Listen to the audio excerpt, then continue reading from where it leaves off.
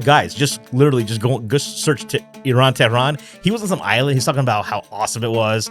This guy, Australian guy, right? I was like, oh, this is actually not bad. And there's tons of women walking around like half their head is not. Some of them are. Some of them have no hijab. Yeah, just walking around like people mingling, young people, right? Couples. What looks like young people mingling and going out for nightlife. And completely different than what people would think as far as. I see no what they call the religious. I don't see like people walking around like that. Right, right. I see very few actually burqas. Yeah. It's not like Afghanistan. You see you want a video of Afghanistan, you'll see more burqas, but in Tehran, I didn't see it.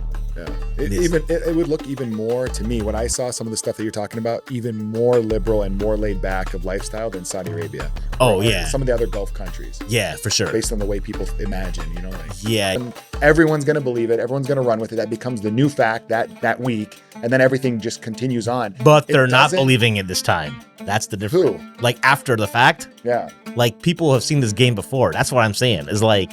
Is it strong enough? Do you feel like the resistance is strong? Yeah, I do. I think like Vance, for example, like people are reading Vance already. JD Vance, he's playing both ways, right? He apparently leaked, like there was some leaked conversation where he's not about bombing Iran. He's gonna run 2028, and if this thing goes sideways, he could be like, well, I was never for it, right? And even when you heard him on Theo Von, he was on Theo Von, and he's kind of like, well, I trust the president, I trust the intelligence. But the American people are like, no, sorry, bud. Like, I don't think that it's working. It's gonna work because we already went through this dog and pony show with WMDs with Iraq in the 2000s. So I just don't see. Yeah, they're gonna keep pushing it, but you have enough. Because Tucker, like you gotta think about on the right, Tucker and Candace are huge. Right. As far as reach and influence. Yeah, like Tucker is the most influential right-wing political commentator in the country. Like I personally think that Muslims need to challenge themselves when it comes to like the Democrat thing and like socialism thing, because they like the way that we live is the most like non-socialist, super capitalist, super entrepreneurial, super right. Oh, like, yeah. Like all the influencers online that are like ranting and raving against socialism, like we embody that in our communities and in the way we do business and the way we grow in America and live our lives. Yeah. But then at the same time, a lot of the community will vote for democratic and socialist kind of policies and initiatives. But then at the same time, like they're the ones who like are careful to like watch how much they're paying for taxes, maybe not pay all their taxes, like certain things like that, where it's like, so are you or aren't you? If you like that stuff, my challenge would be pay for it and be willing to put your money where your mouth is. And if not, then the problem is people will come and say legitimately, well, hey, if I go to the Republican side and I become a lot, in terms of economically, like against all those policies and stuff, where do I really have a home there? Am I welcome there? Are people genuinely liking me to be a part of them? Do they, make me feel warm to be a Republican and to be involved in their overall project or plan for America's future? My issue with this whole framing is Muslims are way too emotional. I think the entire voting is, they hate us, so therefore we're not even going to consider anything. And, my mom was like, I remember when Biden said inshallah in 2020 or whatever. She's like, he said inshallah. I was like, at least I'm like, are you for real? Like, when? But he goes, what was he talking about? I forgot what it was. He goes, someone was like, when is it going to get done or something like? He's like, when, huh? Inshallah, meaning like never. That's it. But in elementary school, there's like little boys that just like they just like love beating the crap out of each other. No, I wasn't like that. I would watch them. I would always like instigate. I was like, yo, Tyrone, I heard JJ was talking about your mom. And then they go at it. They were just like, so there was a field behind our elementary school, and the kids just like, and I would just like, it's like, yo, you gonna take that boy? Just egg him on. Yeah, I was like, go further and further. I was like, yo, I saw him looking at your girl. You gonna take that? Uflacker. It just so happens that Professor Christian is a direct student of Henzo. And I think that like it's legitimately could be argued that the Uflacker could be the strongest BJJ gym in the city of Chicago. I don't know if people say that. I don't know if that's something appropriate to say, but when you see like the people, if you've been to several gyms, I think you can make your own judgment call as far as what you just said. Yeah, I've been to many over the years, especially when I first moved to Chicago. Yeah, I feel like it's not just about the name. Like, it's not the same, okay, well, he studied for a period of time under Henzo or whatever. Yeah, right. For me, it's more about, based on the vibe of the gym, the way it's run, the quality of the instruction, and what isn't allowed to happen. Like, that also is a huge part of it to me. That makes it the best, if not, one of the best, if not the best in Chicagoland that I've seen or found. Right. Yeah. It's so many places it becomes too much of a hangout spot, or you got places where it becomes, the students are teaching something kind of off script of what the main professor, the person who has the most experience, would teach. It becomes kind of like a bro gym where, every blue belts are teaching, everyone's teaching everyone. It's kind of like not really structured well with like, this is the correct way. This is what is going to work. This is what's effective. This is what's efficient. Interesting. So I think the way he runs it overall, if you notice, he's more formal. Yes. More structured, strict, conservative, traditional. Yeah. But I think like in an era where you could risk doing what karate and taekwondo did back in the day, where they just become like, it becomes like, what are they called? Mick Karates or McDonald's everywhere. Everyone's got an MMA or a jiu-jitsu gym. I think that's important to kind of maintain that. And that vibe for me is also what reinforces it being.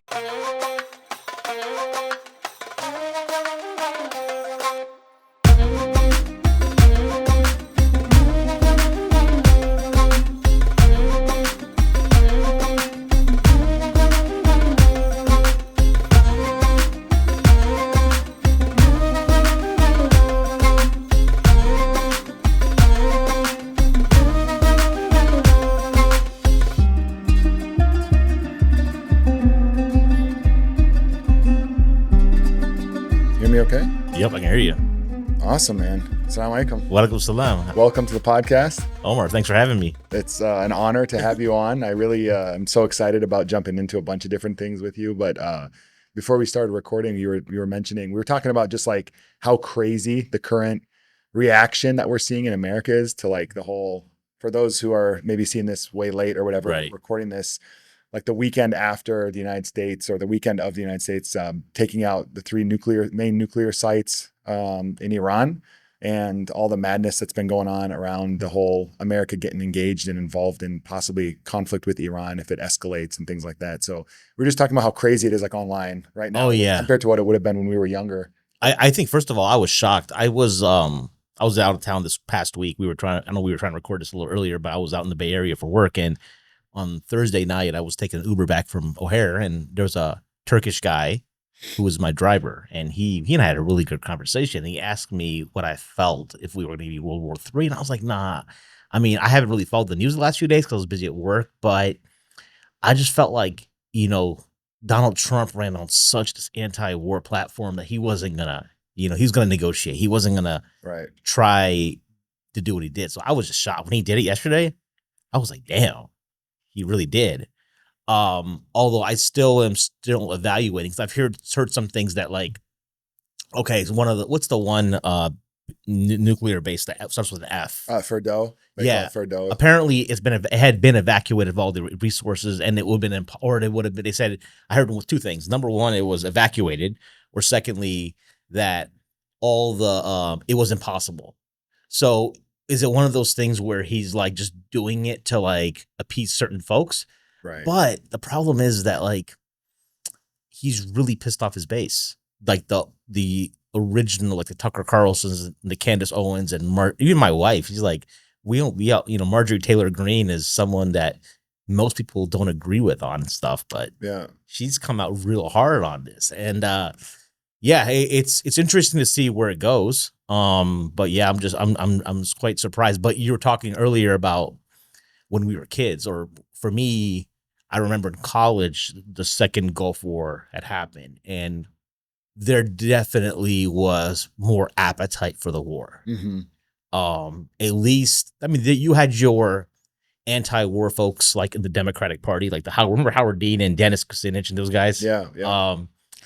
But certainly you have always had like warmongers on the Democrat side, and then on the Republican side, it was consensus for the most part. I mean, you hear about people that were against the war, like Ron Paul, but their voices were so drowned out. Yeah. If you weren't for the war back then, like 20 years ago, it just, it was like, oh, you're not a patriot. But that narrative is not there right now.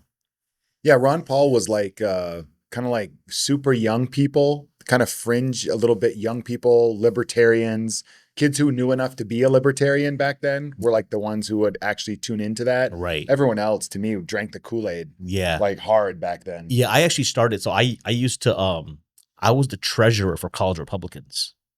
Actually, Oh, interesting. In undergrad, for my community college. So I went to Ohio State University, but I took a lot of my other electives at the community college, and I think simultaneously I may have been the vice president of the MSA and the treasurer of the College of Republicans at the same time. Wow. That's like oxymoronic nowadays. People would be like, wait, what? Yeah. So it was a different time back then. It was different. It was, but keep in mind though, the Patriot Act was already in play. This is post 9/11. And the thing of it is that I wasn't like convinced of the argument. I still believe in a lot of the values of the Republican Party, right? Just to sum it up. And I used to go to MSA events with a Students for Bush t-shirt, and I'd pass out Bush Cheney's bumper stickers to folks. But when it came time for the election, I think I'd flipped to the libertarian side, actually. I had the guy who ran at the time his name was Michael Badnarik. He passed away since, but he was their candidate. And I remember this was like maybe 3 to 4 weeks before the election. I kind of felt like, nah, I'm not down with W anymore. I can't do this.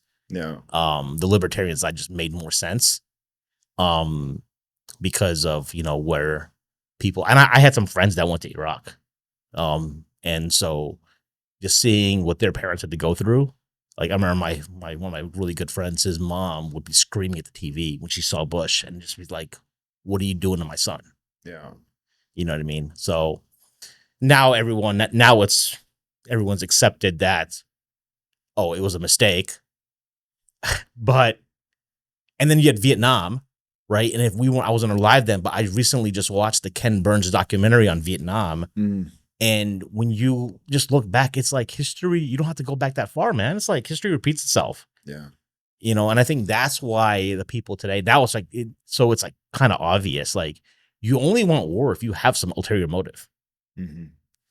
You know what I mean? It was interesting. There's a lot there that you mentioned that I'm curious about. So when going back to like the early Iraq war days and you being engaged in MSA and also like Republican Party, I talk about this in previous episodes where we're kind of trying to figure out like what is the ideal or kind of like the natural fit voting kind of framework for Muslims in the United States. And like historically before 9/11, tons of people voted conservative and Republican. Like naturally Muslims in general, immigrant community, Muslims in general are conservative when it comes to social issues, as people probably guess.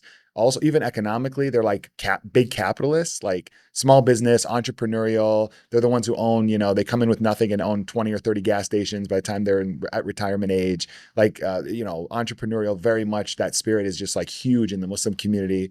So you feel like there's a natural fit, but then of course, like 9/11 happens and you get all the stuff that happened afterwards. And there's a slow split that starts to occur between, I think, the American Muslim community and Republicans because of the various, intervention stuff in the Middle East and then all the other, I think, rhetoric of the base that's associated with the Republican Party that they kind of feed into. Yeah. That comes off as being like bigoted or, homophobic, Islamophobic, racist, whatever. Right. And then I think Muslims just kind of go like, wait a minute, those people, do they really want me? Well, if they don't really want me, these people look like they want me. And I think that's where the Democrats kind of capitalize based on the whole identity politics thing. I'm not going to I actually would say it wasn't a gradual split. It was a fast and like, it was like a real quick knife swipe, or whatever you call it. So 2000, if you recall, Bush won Florida barely on the Muslim vote, and so it's fair to say that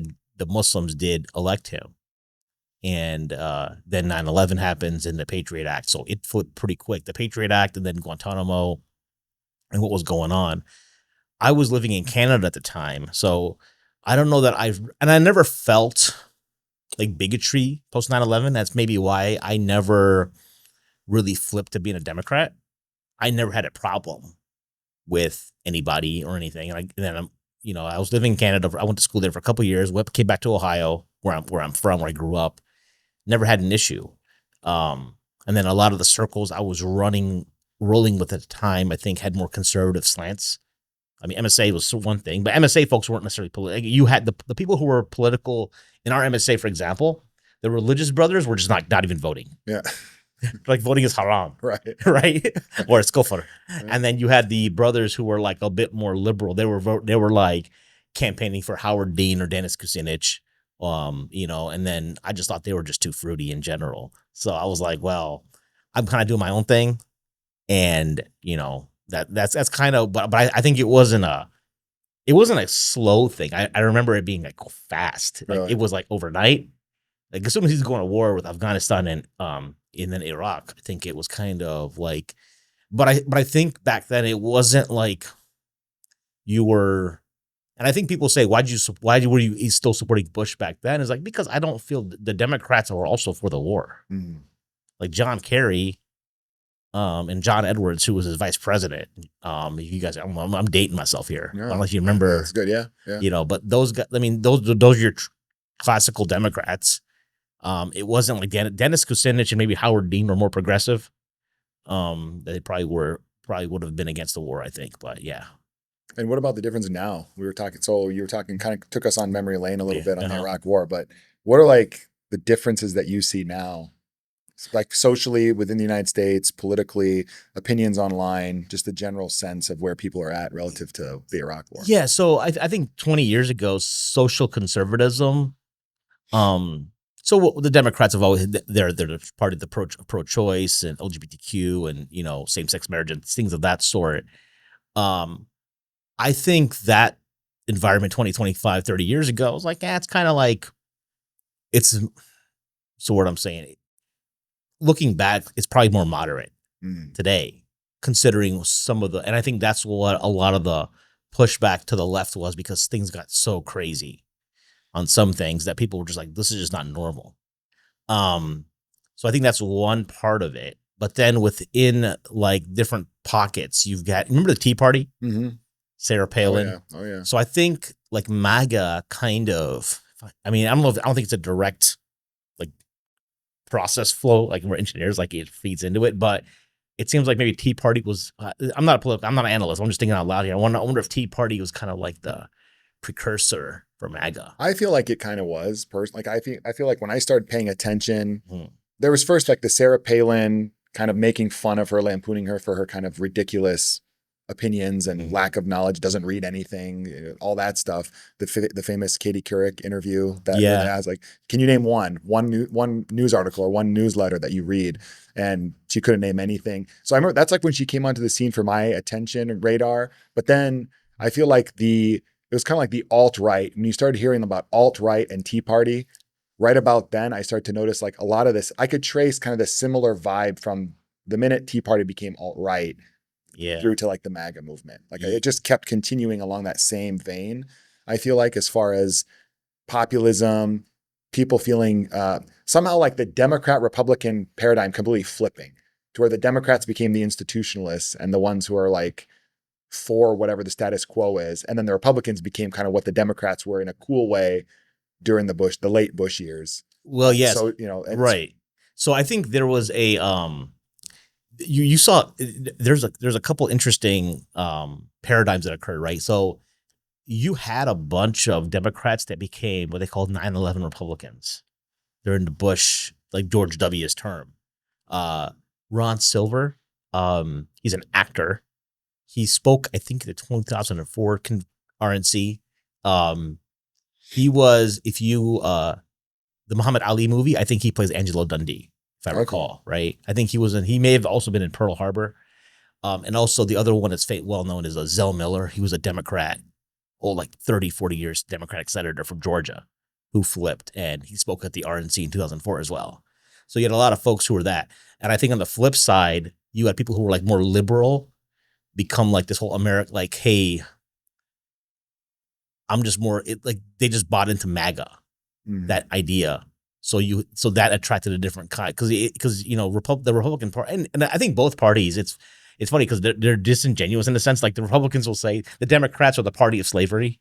Right. You know what I'm saying? And I'm like, yo, dude, but that was like 150 years ago. Like these parties are not the same yet. Federalists and Whigs. Right. The names, like the things have just changed over time. There's so much, different permutations, per se, right? Evolution of what's going on in the culture. Right. But I think that I don't remember, thinking about today, like it's probably like I think in the circles that we operate in, it's always been weird to be like pro-Republican. Would you agree? Yeah. No, that's what I was saying when you first brought up. I was like, I knew right away. I was like, that's like oxymoronic nowadays. Yeah. Because people would be like, wait, what? But I understand it from the context of like Muslims in the United States. It's like you don't really have a home. There's no perfect, natural, like, here's where I am for these reasons, and it's consistent and there aren't too many contradictions. I feel like if you're a hardcore Democrat, like I personally think that Muslims need to challenge themselves when it comes to like the Democrat thing and like socialism thing, because they like the way that we live is the most like non-socialist, super capitalist, super entrepreneurial, super right. Oh like, yeah. like all the influencers online that are like ranting and raving against socialism, like we embody that in our communities and in the way we do business and the way we grow in America and live our lives. Yeah. But then at the same time, a lot of the community will vote for democratic and socialist kind of policies and initiatives. But then at the same time, like they're the ones who like are careful to like watch how much they're paying for taxes, maybe not pay all their taxes, like certain things like that, where it's like, so are you or aren't you? If you like that stuff, my challenge would be pay for it and be willing to put your money where your mouth is. And if not, then the problem is people will come and say legitimately, well, hey, if I go to the Republican side and I become a lot, in terms of economically, like against all those policies and stuff, where do I really have a home there? Am I welcome there? Are people genuinely liking me to be a part of them? Do they, make me feel warm to be a Republican and to be involved in their overall project or plan for America's future? My issue with this whole like framing is Muslims are way too emotional. I think the entire voting is, oh, they hate us, so therefore we're not even going to consider anything.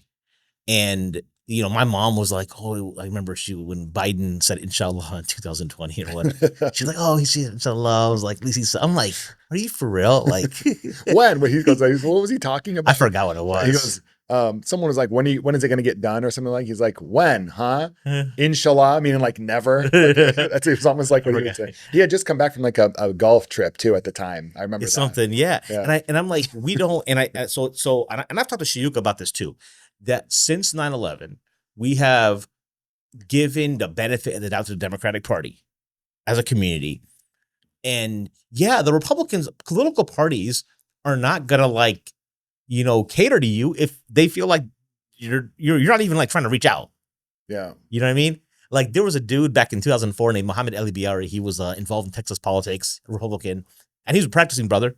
And I remember people always like looked at him sideways, and there were some other, there's always been some folks like Muslims for Bush. But they're kind of caricatures in a way. Sure. So like when you have people who are like more, you practicing folks, but I've seen like these caricatures would be like Pakistani doctor uncles in California who are like doing fundraisers for the Republican Party. And it's just like, some of them are hilarious, but like, so yeah, you can't take that seriously. But my problem is that in our community, when we elevate, we live in little Palestine, little Palestine here in Chicagoland, and our people who we know are running on like Democrat platforms, and I kind of question why. Like, why can't locally we run on a Republican platform? Right. And then I've had challenges where like I'll go to my daughter's school and they go to an Islamic school and they'll have some gala and then they'll talk about some sister who's a representative, how she's unapologetically Muslim, and then all the policies she's voting for are like not like very Islamic policies. Right. That makes sense. That's what I mean. I think, and that's part of what I had a good conversation with a few different people in the past on the episodes that we've recorded. And it was trying to thread the needle on like how much Muslims share with, I would say, Christian Americans, conservative Americans, I would say kind of the populist Americans. There's so many interests that are more shared there than just aligning with the Democrats because of us, the fact that we're a minority. Yeah. We're a minority, identity politics. Okay, that's my home. But it's like, beyond that, what do you share in common? Sure. The devil's advocate argument though, and I do see this point, is that being in that some of the like hardcore Christian right moral majority, like historically they call them moral majority in the 80s, they have no framework for governance because their religion doesn't have it. Like, in Islam, we have the Sharia that everyone's so paranoid about. But we had states.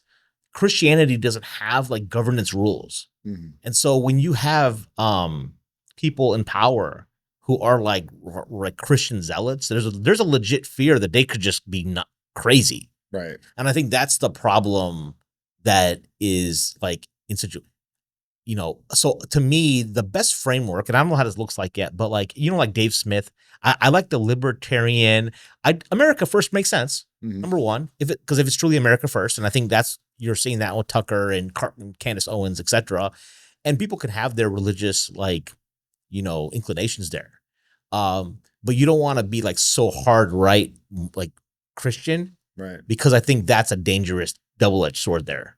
I think that like that rationale does make sense to me. So how it looks like in the future, I think we kind of need to, I've always felt like people need to have their, I'm not against people having their foot in the Democratic Party, because there are a lot of Muslims, like the African-American Muslim community has always been more geared towards the Democrats, because the Black community has always been more geared towards Democrats. And I'm not here to like discuss or dispute why or they should or shouldn't, right? But as you alluded to, the immigrants, for us, like every policy is more Republican. I mean, I was just in California, and I was with one of the Mashayikh out there, and we were just talking about property tax. He's like, yeah, man, that's why I love he's telling me, like, that's why I love Ron DeSantis, because he's trying to get rid of property tax in Florida. It makes no sense. You own your house, and then you got to pay property tax, and then if you don't pay it, the state can kick it away. Like, what's bogus? Yeah. Right? But like, somebody could be emotional, like, well, Ron DeSantis said this about Muslims or blacks. I'm like, at the end of the day, like, politicians are going to say whatever you want. You have to like they use us. They're a tool. Maybe that's how maybe that's how we got to look at it. Sure. So yeah, that's kind of like my whole spin. I don't think I'm a super political guy, to be honest. Kind of like sit back and listen to it. It entertains me sometimes, and then I'll go back to sports or something. Probably better for your blood pressure and your overall health. Yeah, you definitely don't. Sanity. And I'm really glad that at like in corporate America we have rules where we don't talk about politics. Yeah. So I used to work in a place where people used to talk about it, and religion, and so you could like spend hours talking to people. It was fun, but like you're not getting any work done. Yeah. But I'm in a more proper environment now, and I think it's just healthier. Yeah. No, for sure. Going back to one thing you said about the Christian right, do you think that there's a shift occurring or a change or an opportunity in that, like this whole Ted Cruz interview that just came out that went viral with Tucker Carlson, where he's trying to like take this one verse from the book of Genesis and basically create this, hey, this is the foreign policy of the United States vis-a-vis Israel because of that one verse. I was surprised to see tons of people online who are, you could tell, are practicing Christians, at least it seems like, that had like a historical knowledge, understanding of what is really meant by the nation of Israel versus what he was trying to make it out to be, the modern nation state of Israel, that kind of stuff. Do you think there's an opportunity though, with like the way information is nowadays, to have like a more educated some scholarship that goes into like some of the thinking or the derivation of ideas into politics on the Christian right side, where Muslims could have an opportunity to be like, listen, we actually agree on a lot more than you may realize. But if you're going to go off of like some completely out of context, crazy interpretation, no. But if it's something that is based in scholarship, there may be an opportunity there for something to be more positive. Elements. I feel like the negative stuff is just, yeah, it's just so like pulled out of thin air. Some elements. So like, I saw just Pastor Bob Roberts. I think he's out of Texas. I think he's spoken to Islam before, and he was talking about how going to war is a bad idea because of he's talking about Christians in the Middle East. And you don't hear any Christian, like how many evangelicals you ever hear talking about Christians in the Middle East? Right. They'll only conveniently talk about Christians. Oh, they're in Muslim countries. They're being persecuted in Egypt or Coptics or whatever, right? When it's convenient. I don't think the hard right cares. The hard right evangelicals care about facts. I've interacted with a lot of them. I've done content. If you look at my podcast channel, you'll see that I've had some conversations with some Pentecostals. You bring facts to them, they just like, they're like, but what about that? Or they're just like, they don't care. When people start doing that, they don't care. Yeah. So I thought Ted Cruz's like analysis was egregious. Like, I don't think the conservative evangelicals would necessarily say that's I don't know, maybe some of them do. Some of them are like really dumb, but I would, but the folks I know, I don't think they're that like dense that they would think that's what they think, but they definitely are pro-Israel because they think the whole element of the Jews having their state so they can like the rapture can come and all that. Yeah. That's definitely there. Yeah. And a lot of it, I feel like, is just so much Hollywood programming. Yeah. Like, I feel like on an American public or a Western public in general, you're not just dealing with whether it's the Bible or, interpretations in churches where they put certain people invested a lot of time and energy into getting those interpretations ingrained in the masses kind of heads at some point in American history. And so like all these like rural churches, they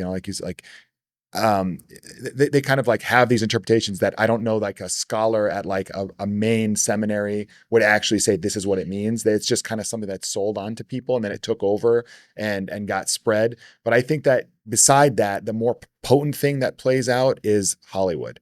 I think that we're such a culture of TV and movies and mainstream media and Right. just whatever's repeated from when you're a child over and over and over again. So the American and Western mind is always thinking of everything through the lens of the Holocaust. Everything is through the lens of Jewish suffering in the past during, Hitler, World War II, Nazis, all that stuff. All the movies that have been made on that topic that even in maybe fifth, sixth grade, we were already being like shown or watching viewings of those in public schools, which was really interesting to me now thinking about it as an adult. Like Schindler's List. Yeah, Schindler's List, Escape from Sobibor, all the cultural references to Nazis and oppression and the Holocaust, and it's ingrained. Saving Private Ryan, they have moments ingrained in there that with the one Jewish soldier, and he finds some kind of like Hitler Youth thing, and then he starts crying, and like it's woven into everything about World War II, and I think that the average American just wants to be on the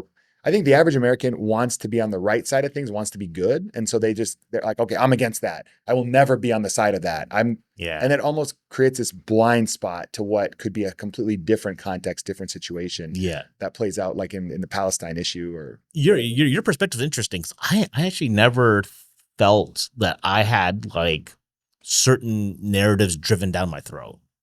I've never seen Schindler's List, to be honest.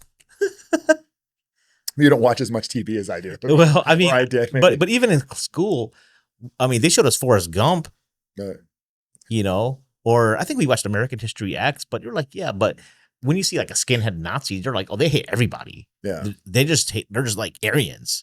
It wasn't like an anti-Jewish necessarily thing or, but I could see that. If you're consuming the content, Steven Spielberg, and people say that like Harvey Weinstein, but that there's this whole like narrative creation, and then people have a visceral reaction. I think where I struggle with is that people have a visceral reaction to like certain things. Like certain things are, what I find is interesting is that the way you matter-of-factly speak about certain topics. So I was listening today to I think it was Tucker, the interview after Ted Cruz. He's got what's his name? Dan Caldwell, I think his name. He's like previous insider. Yeah.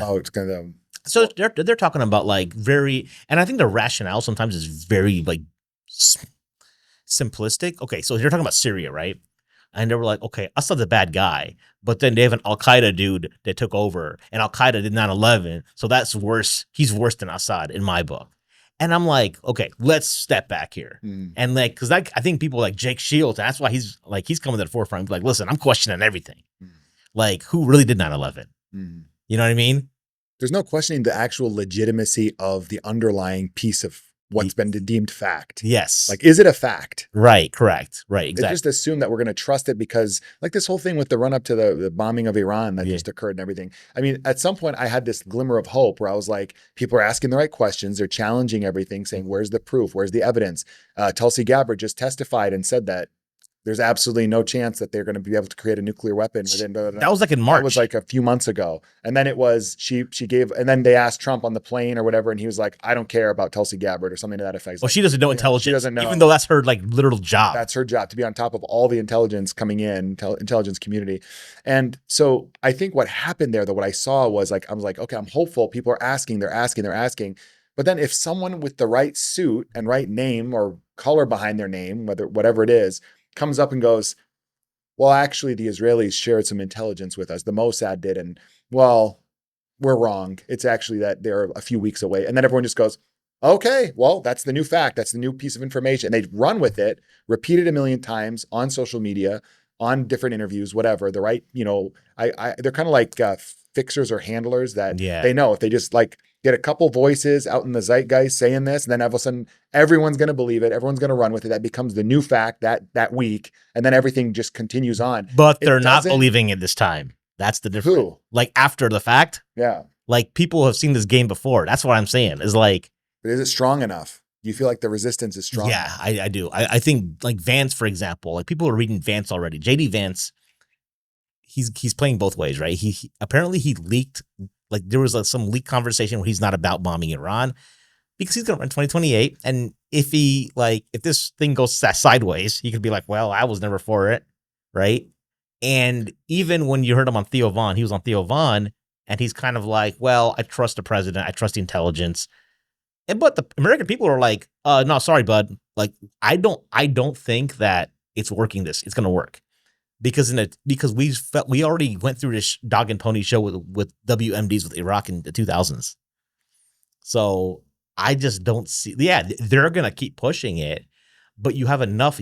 Because Tucker, like you got to think about on the right, Tucker and Candace are huge, right? As far as reach and influence. Yeah, like Tucker is the most influential right-wing political commentator in the country. You know, now if he flips, Steve Bannon. Yeah. That to me was the big one. Steve Bannon being correct, pretty much aligned with Tucker Carlson. Yeah. So I think that's where and then people are gonna be like, well, you got two white supremacists and whatever, and then they'll just like shut that down. So, but I just don't. I do not think they're going to be able to like maintain this. Like, no, I think they're trying it, and I don't see it working. I don't think the narrative the American people is going to change. They're like, oh yeah, like Iran, we definitely like they can't have nukes. Like, and again, going back to the point, like, well, why not? To me, I'd be like, well, like, why? And it was funny today.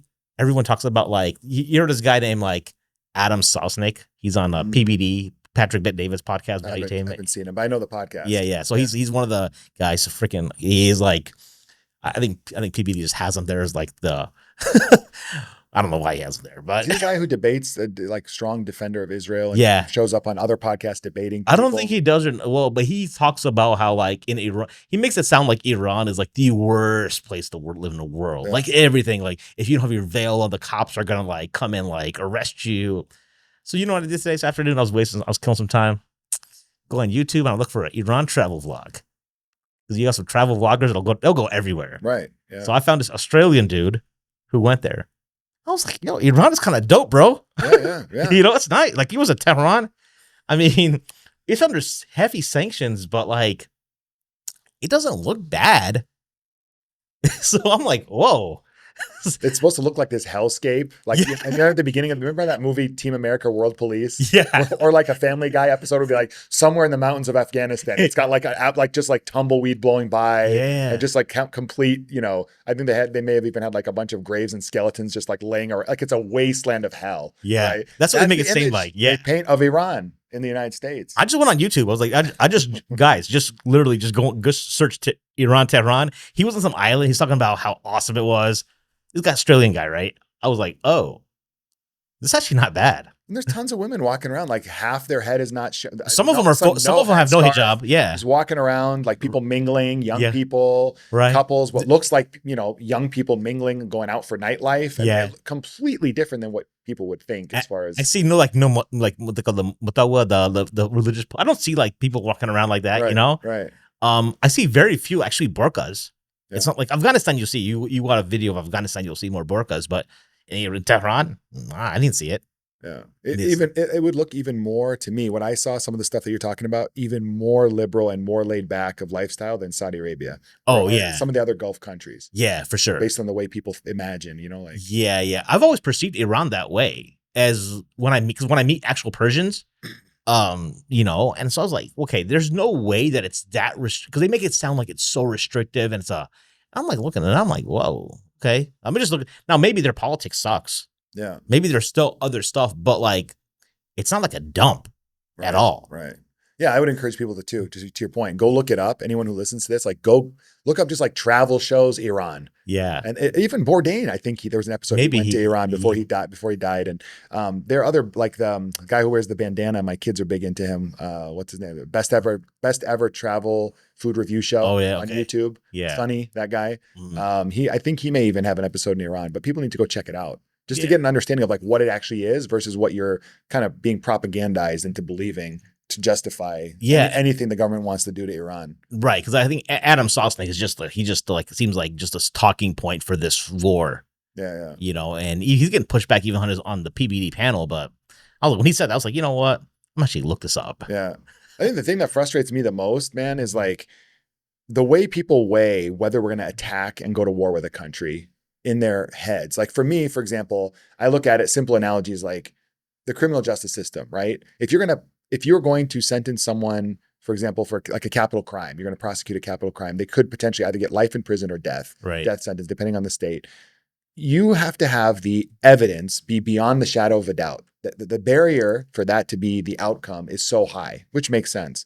But when it comes to foreign policy and war, and when we say war and destabilizing a country, people are like, oh, well, maybe some other person that we like will just come up and be in power and take over after the regime, gets wiped out or relinquishes power, whatever happens.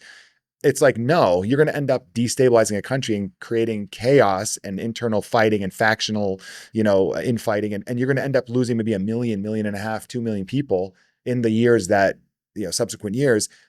I'm weighing it as like, we have the potential to end 1 million lives in what we do with that country. Where is the standard for evidence that what we're doing is worth? Not that is it ever justifiable to say like you're going to lose 1 million people, right? But in like these like thought experiments, we say, well, if I have to choose between 1 billion people dying and 1 million people, those are so simplistic and just like not reality. To me, it's like, oh, we're going to destabilize a country like we've done in all these other countries that everyone can point to, Libya, Syria, Iraq, and all the hell that ensued for years and years for those people.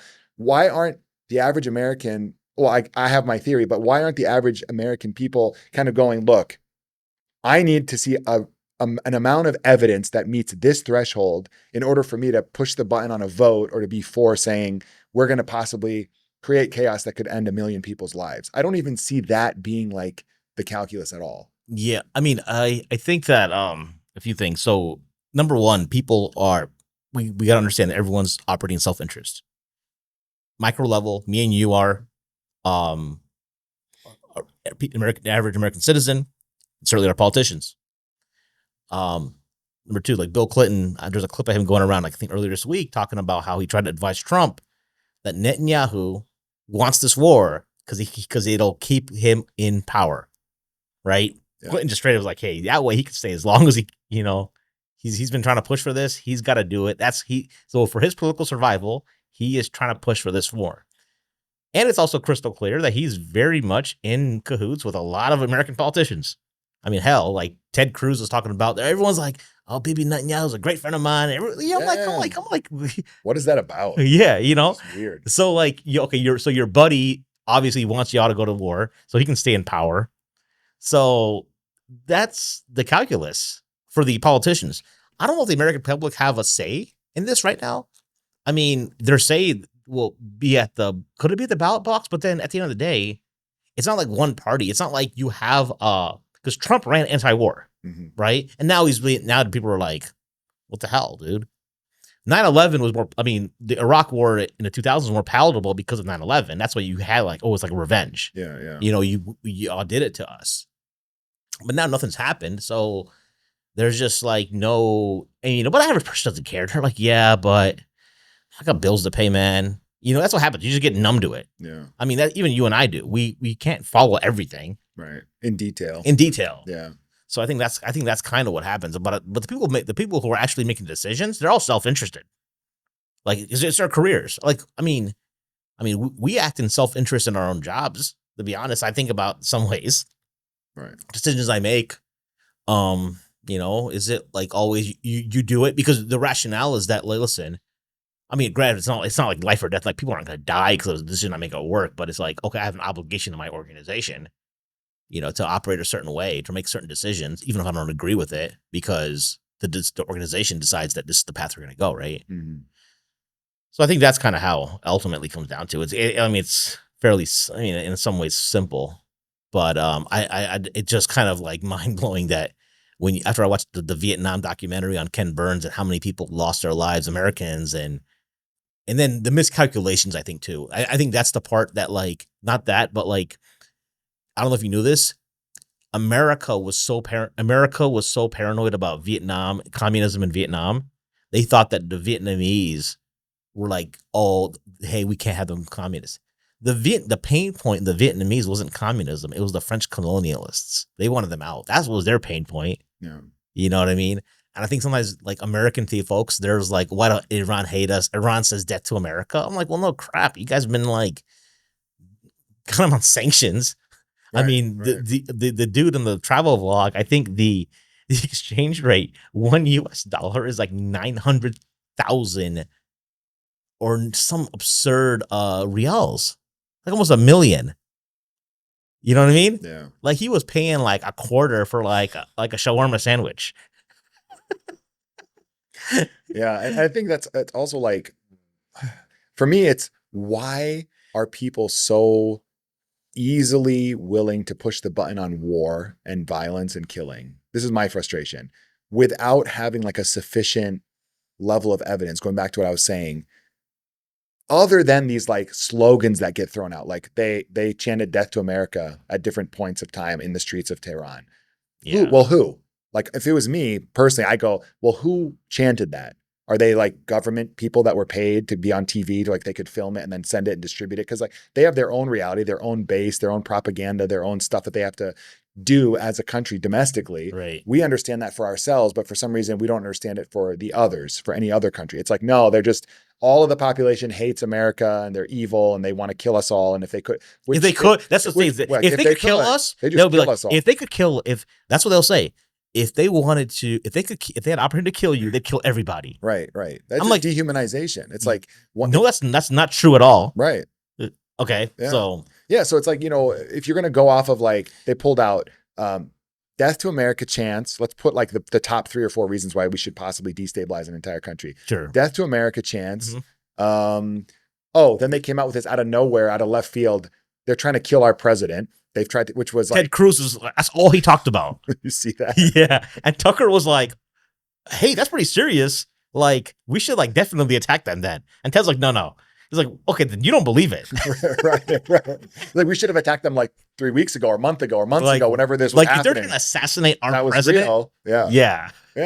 So you got that. And then they repeat that over and over again. And then plus the whole thing about, the nukes changing, the intelligence all of a sudden just suddenly changes to not being years and years away to like all of a sudden, 2 weeks from now, they could end up having a nuclear bomb. And then the final piece is like the dehumanization of the death cult framing of Muslims. Like anyone who's Muslim that is in a country or in a region that has been struggling with all kinds of like, political problems that result in having like, warfare and whether it's a terrorist organization that's designated by the United States or whether it's some kind of a freedom fighting group or a revolutionary group, they're in that environment, and the automatic kind of judgment that's thrown on those people is that, well, they come from a culture that's a death cult. So they don't value their own lives. Therefore, why would they value our lives? Therefore, anything we want to do to them is justified. Kind of like a Jack Bauer 24 show episode where, hey, the suicidal maniac in the room. Oh, so we just get to do anything we want. Because he's going to kill himself anyways. Right. We might as well just accelerate it. Right. Okay. Right. Yeah. So like you throw those 4 things out, you just keep repeating them over and over again. And people don't think beyond that. They don't question it enough. And they just kind of go, oh, those are 4 interesting sounding points. They seem like convincing arguments. All right, sure. And then you've got possibly 1 million people dead after 10 years, as if like only Muslims have the concept of martyrdom. Right. But yeah. Honestly, that like I tried to like, isn't there a military award that is for if you are killed in battle, you get it. I don't know what it is. It's not a purple heart, not a Purple Heart, but there's something that if you die in battle, so you're honoring the dead, the martyr, right? And what is Arlington National Cemetery? I've been there many times. What is Arlington National Cemetery other than the greatest?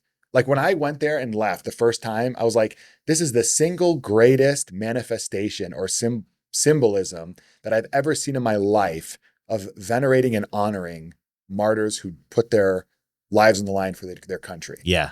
I've never seen anything like it. I'm a well-traveled guy. I've never seen anything quite like it. Right. And we understand that, but then we dehumanize other cultures and other societies, other religions, and make it seem like if they're willing to sacrifice their life for their country, or they're willing to sacrifice their life for their circumstance to try to defend their family or their property or whatever it might be, we just say, well, there's nothing nuanced to that. They're just death cult lunatics. Yeah. It's dehumanization. It's just another manifestation of that. So we covered current events quite a lot. The reason why I brought you on the podcast and then we got connected was really around one episode that I did was with Raul about jiu-jitsu. And it turns out that you go to the same academy that I go to. He goes to. I'm taking a little bit of time off right now, but so we got connected through there. And then turns out I discovered that you are a big podcaster. You've been on the podcast scene for quite a long time, going back to 2016.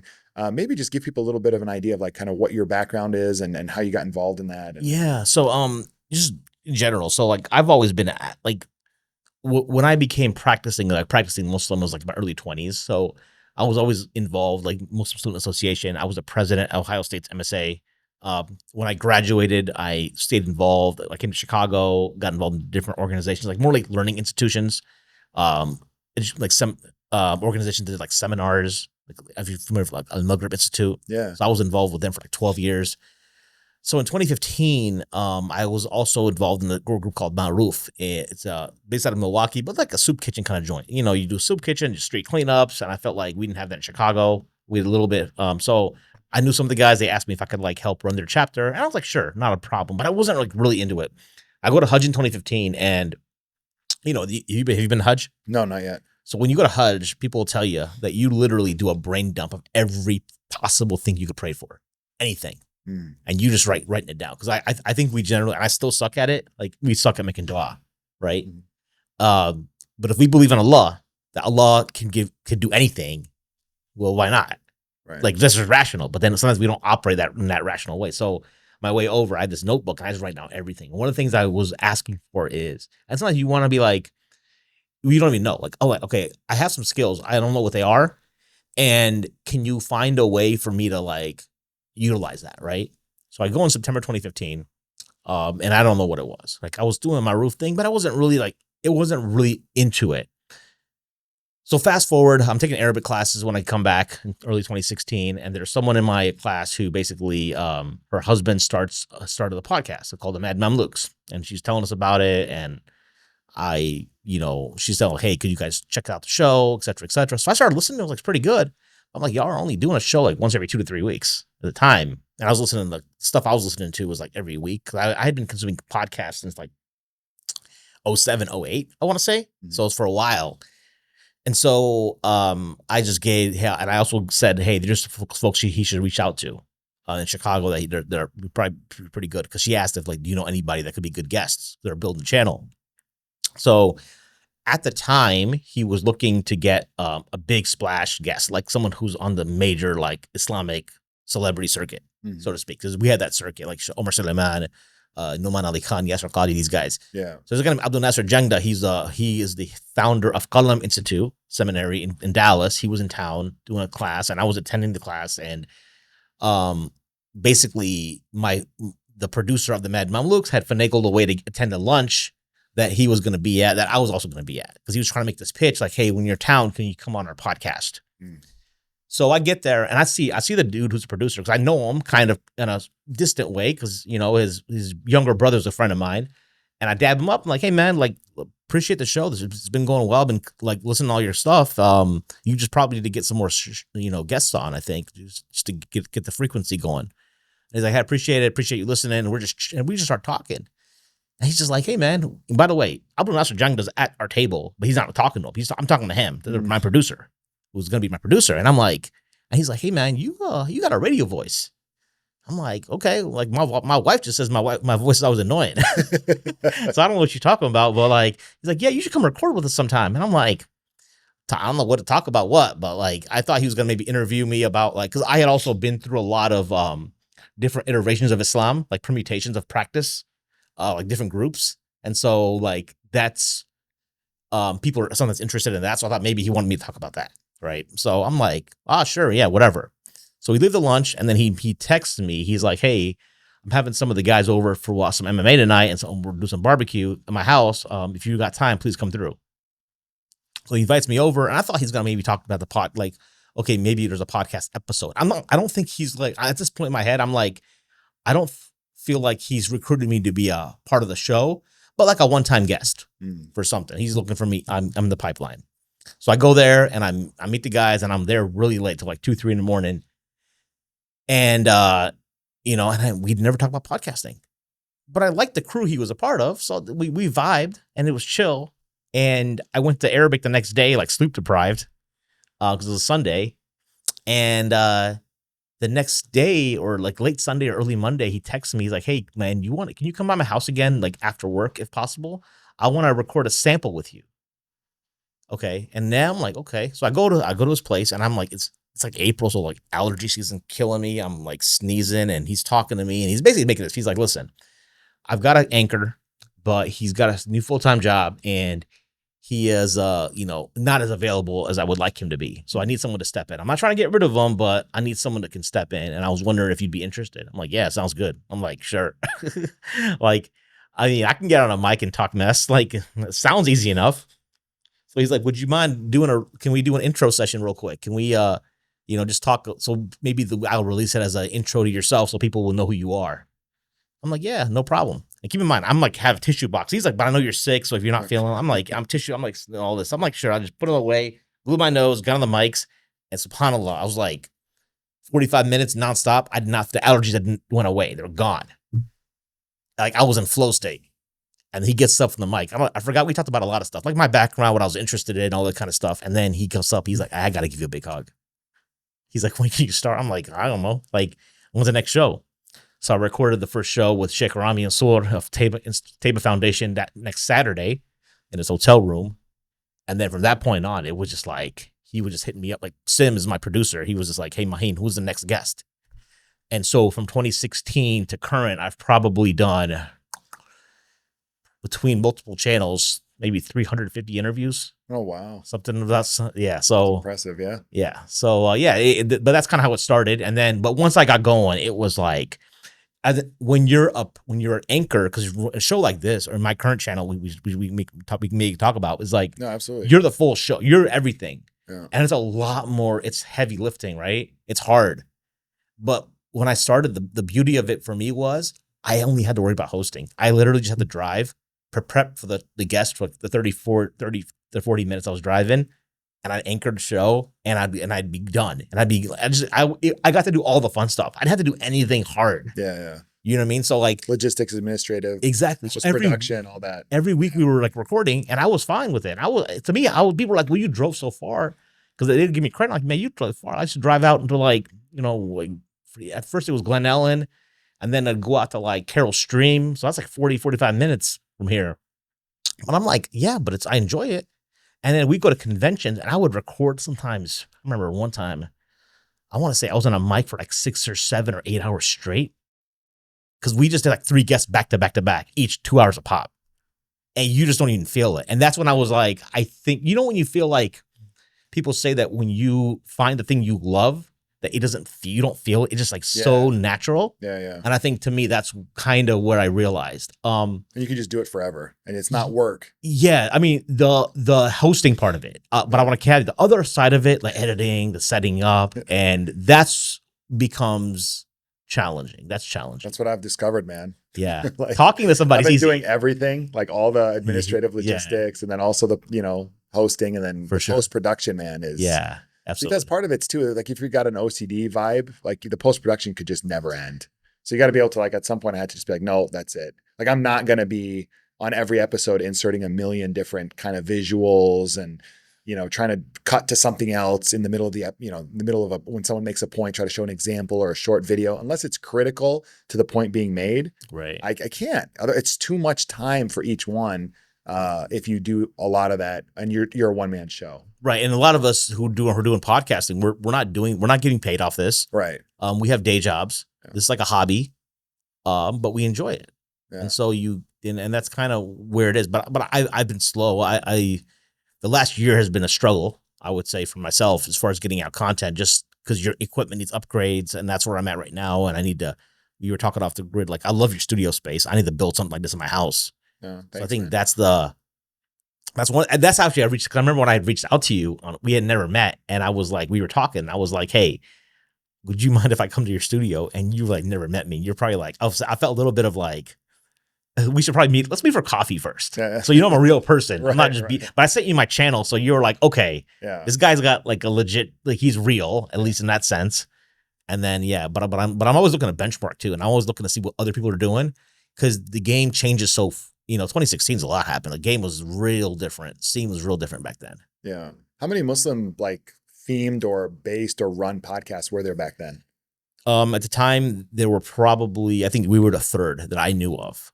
There was a few other Muslim adjacent shows. So the most popular one was probably called a show that still exists today. It's called Diffuse Congruence, hosted by my friend Parvez Ahmed and Omar Ansari. And actually, I was just having dinner with Parvez on Monday in the Bay Area. So we were just talking about how like we were both kind of in like podcasting slumps because life got in the way. So they've been around since 2013. They're audio only. I don't know how many. They probably have maybe over 100 episodes, but they're not as hard, like frequent as Mad Mamluks. Like I think Mad Mamluks I was on 2 weeks ago. They were on episode 420 or something. Okay. Then there's a show called Greed for Ilm, by a brother out of the DMV. I think he stopped around 200 episodes maybe. So those were the ones I was familiar. There was a few other Muslim adjacent ones. There was like some show with two girls about like, I forgot what it was called. It was kind of sleazy. Of course. It was that's what sells now. It's a little sleazy. It lasted. And then there was a sister named Noor Jode. She actually co-hosted for us for a very short time. She's a Palestinian sister from the East Coast. She had a pretty cool show about like talking taboo. So she's Palestinian. Yeah. So, but I think she, and then so there was all kinds of like small things here and there that popped up. But I think we were like we were definitely at the origins of it. Yeah. And I think we've seen a lot of shows like come and go. Especially during a pandemic, everybody's starting a podcast during a pandemic. Yeah. And then like they just like people just like, flew off the radar. Yeah. What were some of the topics that you feel like were like stand out in your mind for your early, like back in 2016, what were the kind of things that either you guys were sensing the audience craved and wanted, or that you were interested in at the time that stand out to you, if you don't mind sharing? I think back then it's kind of played out now, but like the influence of feminism in the Muslim community was a big talking point. So we had a lot of talks about like the post feminism, but generally like postmodern ideologies that affected the Muslim mindset. But I think feminism was something that always was popping. It was just on everyone's mind. It was hard for me to wrap my head around because I mean, I don't think my wife's a feminist, and my girls are still too young to like have, but I had seen parts, little bits here and there. So I think that was one. A lot of times it was issues. Sometimes the things that were happening, there would be a scandal in the community. Let's say, for example, like there's this big scandal in Chicago, Elgin, where the Maulana, the founder of the madrasa, was like molesting, like he was accused of molesting like students. Oh, wow. Right. So that kind of, those topics sometimes and I think we stayed away from that for a while because we was like, man, it was just like, okay, because some people like, if you're talking about if you're in the same town and it's incorrect information. The aspect of not knowing the details. Yeah. Being worried about that, knowing the facts. Yeah. Like and also because it could like somebody could just come with you in the masjid and do something. So I think early on there was those. The show that really, for Mad Mamluks at least, the show that really took us off was our episode with Ismail Royer. And for those who don't know who Ismail Royer is, he actually was recently on appointed to one of Donald Trump's like religious advocacy committees or something. I forget exactly what it's called. But Ismail Royer is a brother from St. Louis who converted to Islam in his like teenage years. went to Bosnia to fight in the mid 90s. Got involved in like care, mass advocacy work in the late 90s, but then was locked up in early after 9/11 for material charges. And spent 13 years behind bars in federal, including like Supermax. And so he has a crazy life story from like converting to Islam, going to Bosnia. I'm getting married in Bosnia, spending 13 years in prison. You know, he knew the Unabomber. Oh my God. Like he knew like people that you, who's the other, how did his path cross the Unabomber's path? They were in the same prison. Oh, okay. The Florence. I thought, like, in Florence. in In life, like, you know, in before- Florence, like Florence, the Supermax prison in Florence, Colorado, if I recall. Who's the one chick that's in the news right now? He's been in prison from Atlanta. His name's political prisoner for a long time. H. Brown. Okay.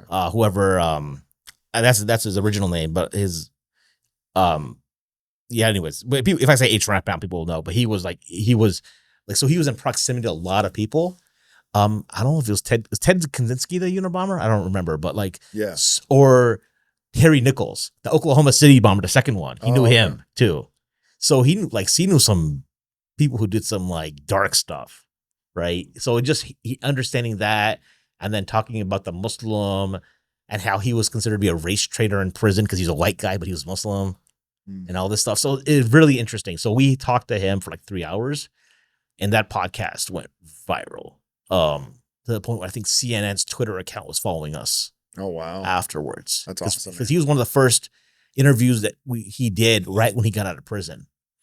And so then he got involved in like something called the RFI, Religious Freedom Initiative. He does like nonprofit work. So he's very much involved. Like you talked about earlier about like relationships with more conservative Christians, although a lot of folks, he works with the more Catholics and whatnot, but he was on the ground last year where, you know, they're trying to dictate what kind of stuff they're going to teach the kids in schools, right, on the East Coast.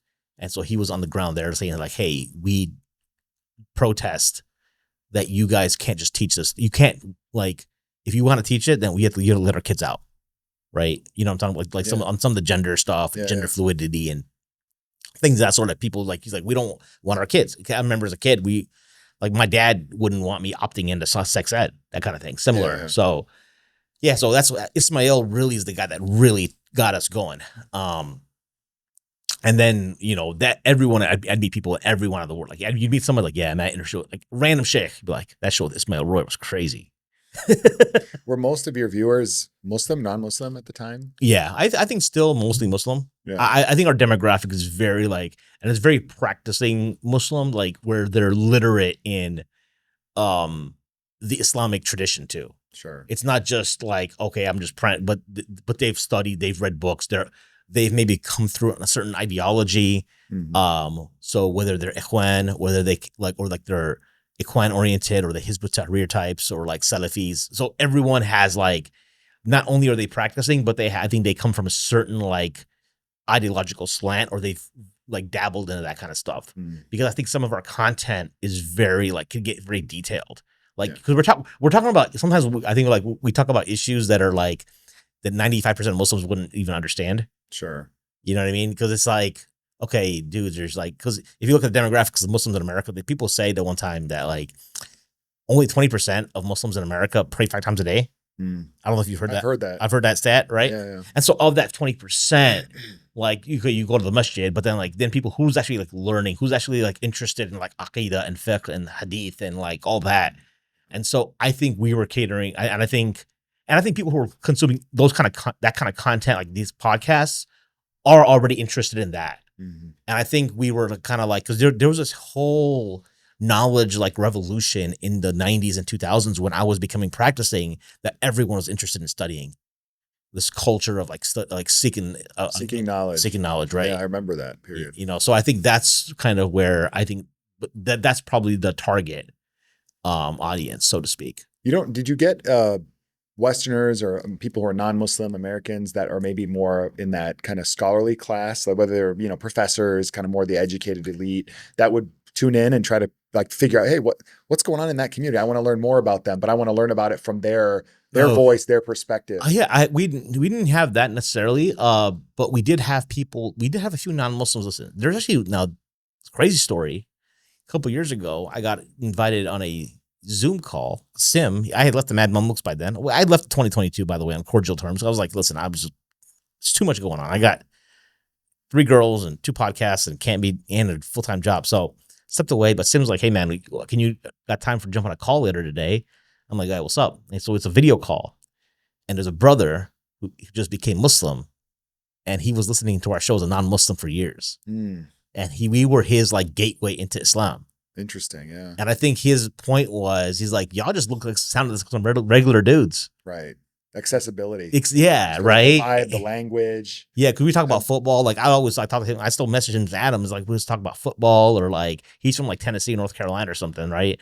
And so we're like always talking about the South, and I think he always appreciated that we were like more, and we always I think showed respect to like maybe the salt of the earth American. Yeah. In a sense, like we like that stuff. Like end of the day, we're like, yeah, we're Muslims, but we enjoy the stuff that Americans like good food, and some of them are like some of the guys are into hunting and shooting. Yeah. You know, off like pickup trucks and that kind of stuff. I have a Jeep Wrangler. That's my stuff. Yeah. Growing up in Iowa. Yeah, right. Farm country. Exactly. Yeah. So I think that's where it is. I still think our demographic is still primary, like at least for the Mad Mamluks, still primarily like Muslim. It's a cult following. It's not a huge podcast. I would say 15,000 subs is what I last saw, which is not bad to be honest. That's pretty solid. You know, but it's not like blow it up. Like, you know, there's like right now, if you look at the scene today, the guy that's really doing a nice job, there's a few like, but in America is going to Mahmoud Al-Ansari from I think he's originally from the East Coast. I think he's in Dallas now.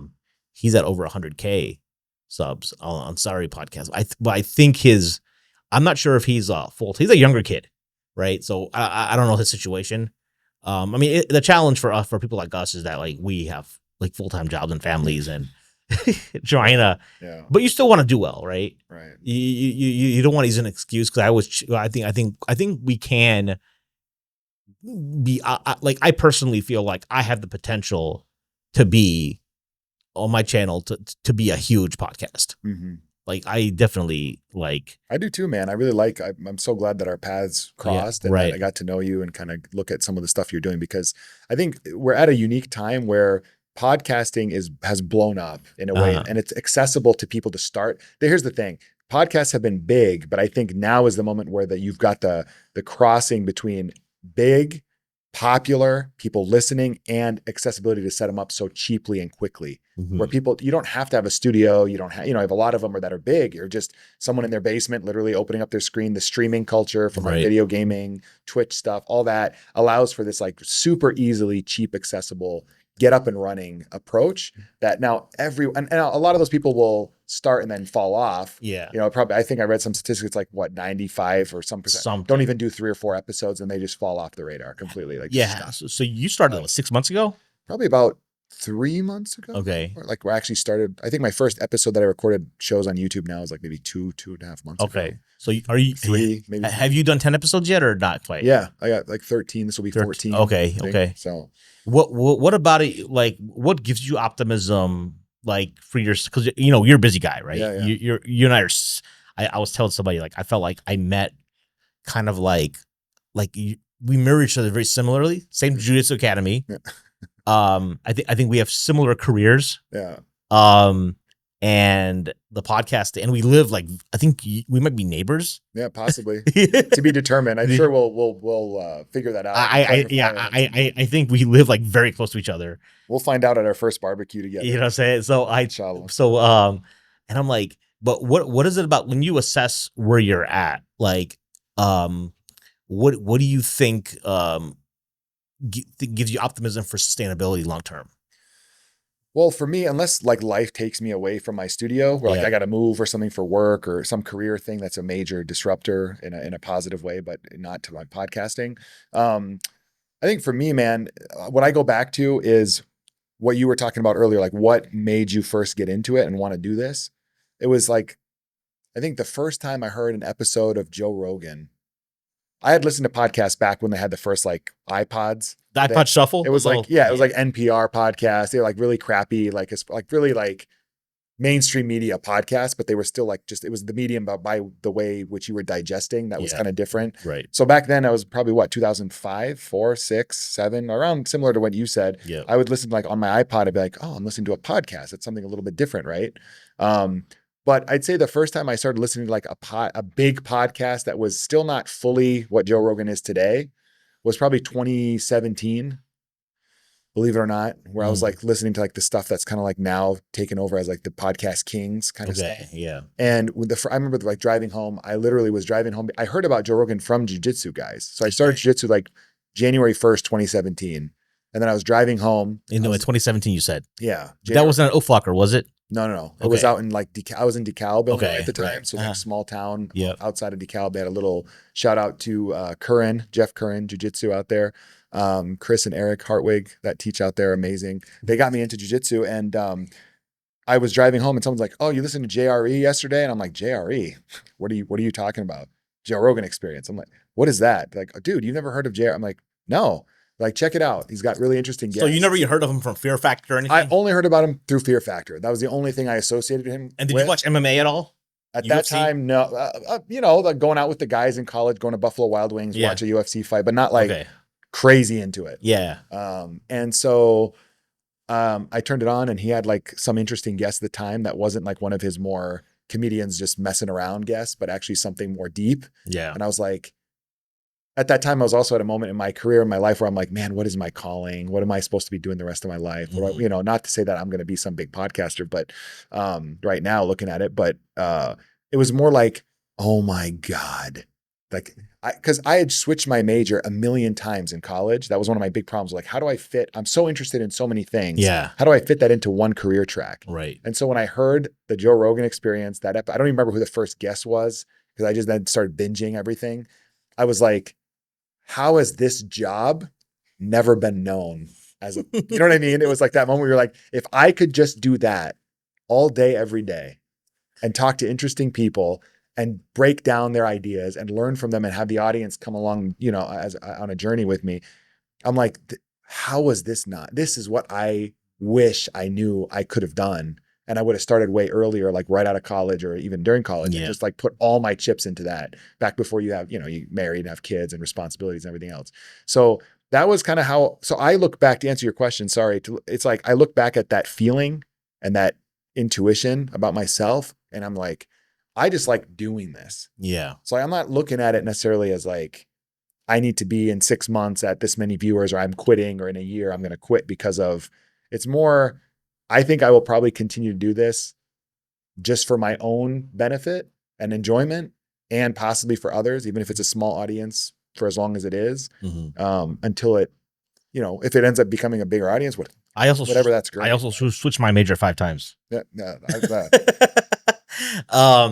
there is, I appreciate that. I think you realize once you're good at it. Like I caught your episode because I commented off the bat, like for a brand new podcast, your production quality I thought was like on point. It wasn't sloppy. Thanks, man. And I think even when I listened to, I would just say you got to probably get on audio because I was listening to your show with Raul on video. Yeah. But yeah, so no, that's definitely, it's an interesting insight. Sometimes you just click, you're like, yeah, you're interested in a lot of things. And I think I'm in the same boat where I'm really interested in understanding how people get to where they're at and the process and the mind. It's really the mindset. It's like what's going on between the ears.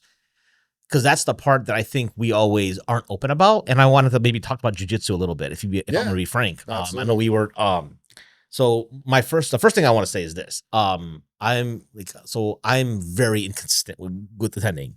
It's funny, after I was chatting with Raul on Instagram after your episode, we were chatting and he's like, bro, you been training? I'm like, nah, I've been out of the the loop a little bit just because I do commute for work far. And I often, seems like recently I've been traveling a lot. Like this year I've been to like California twice. I've been to Ireland. I've been to Texas, just in the last few months. So it's like when you travel for like a week at a time, it just like throws off your whole like rhythm. Not to make an excuse or nothing, people will still make it happen. But what my confession is that I don't think I really love jiu-jitsu. And I thought about quitting. Maybe like, because I usually buy the annual subscription renewal with at Uflacker. Mhm. Maybe like 2-3 months ago, I was like, I just haven't been going. Like, and I got so much going on with work, and I'm really like, because when you meet some guys who are trained in jiu-jitsu, like Raul loves jiu-jitsu. It's very clear, right? The way it's all he talks about. His social media is all like training and jiu-jitsu, and the guys you see some of the guys at the academy that are just obsessed with it. I've never had that like obsession, but for me, the reason I guess I didn't quit because a friend of mine who trains at another academy, he was just like, listen, if you can tell yourself honestly that, okay, the time that you won't do jiu-jitsu, it will go to something super constructive, then yeah, that's fine.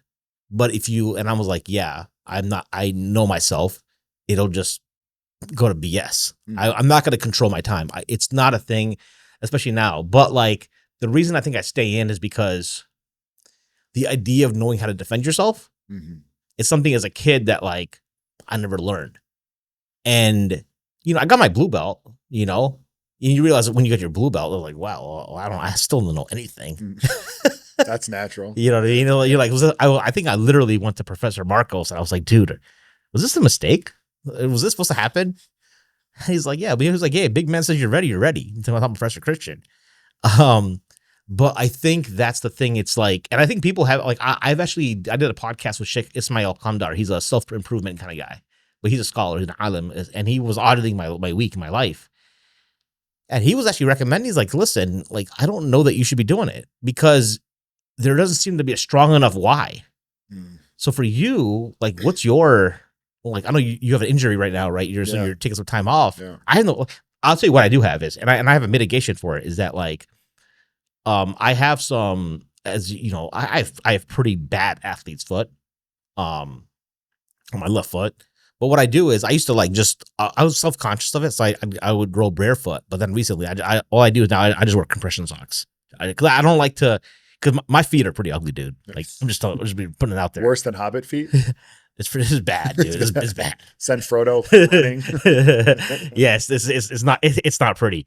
I'm surprised my wife hasn't like my mom is like looks at it and she's like, your wife hasn't said anything to you? Like she how is this possible?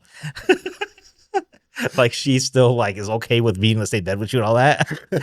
Like, I guess once you're married for so long, you just like stop caring. She accepts me with all my flaws, right? With everything. But so that's part of it. But like that's not really the thing. It's more like after working a long day, and I work like in the north suburbs. It's like every 5 days a week, and now I can make the 7 o'clock class. And I am intending on going tomorrow. Yeah, okay, yeah. I have not gone for like months. I think I went before Ramadan. So it's a while, right? Yeah. I'm not injured, but I'm hell out of shape right now. Yeah. So I think that's the other part of it. Is like when you don't go, you're like worried that you're like, oh, I'm so deconditioned, I'm gonna get killed. Sure. But usually, every time you go, and I always go Monday to the basic class. It's not that bad. I'd say a couple things. Just perspective, things to kind of digest or think about, and then you kind of make your own decision. One is, I think the reasons change. I think so. The why issue. Yeah. I'm big on the why. Start with Why, one of my favorite books by Simon Sinek. Okay. I recommend it to a lot of people. Is to go, because I'm like big in like being in my own head too much sometimes, but like the why kind of vibes well with that personality. And I've been able to extract like a lot of value on decisions in terms of asking the deep why, like really, why am I doing this? And then prioritizing based on that.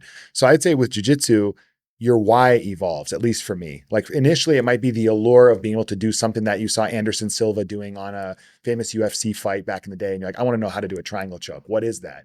Yeah. Or I want to be able to defend myself barehanded if I absolutely needed to. But I think if you're looking at things from statistics and from like likelihood of outcomes, the chances of you needing to like defend your family and your kids with bare hands in Chicago with, not having a concealed carry or anything else around you, and then be able to pull off jiu-jitsu as being the saving thing is probably pretty low, right? Yeah. Let's just be honest. Like the chances of that being the thing you need.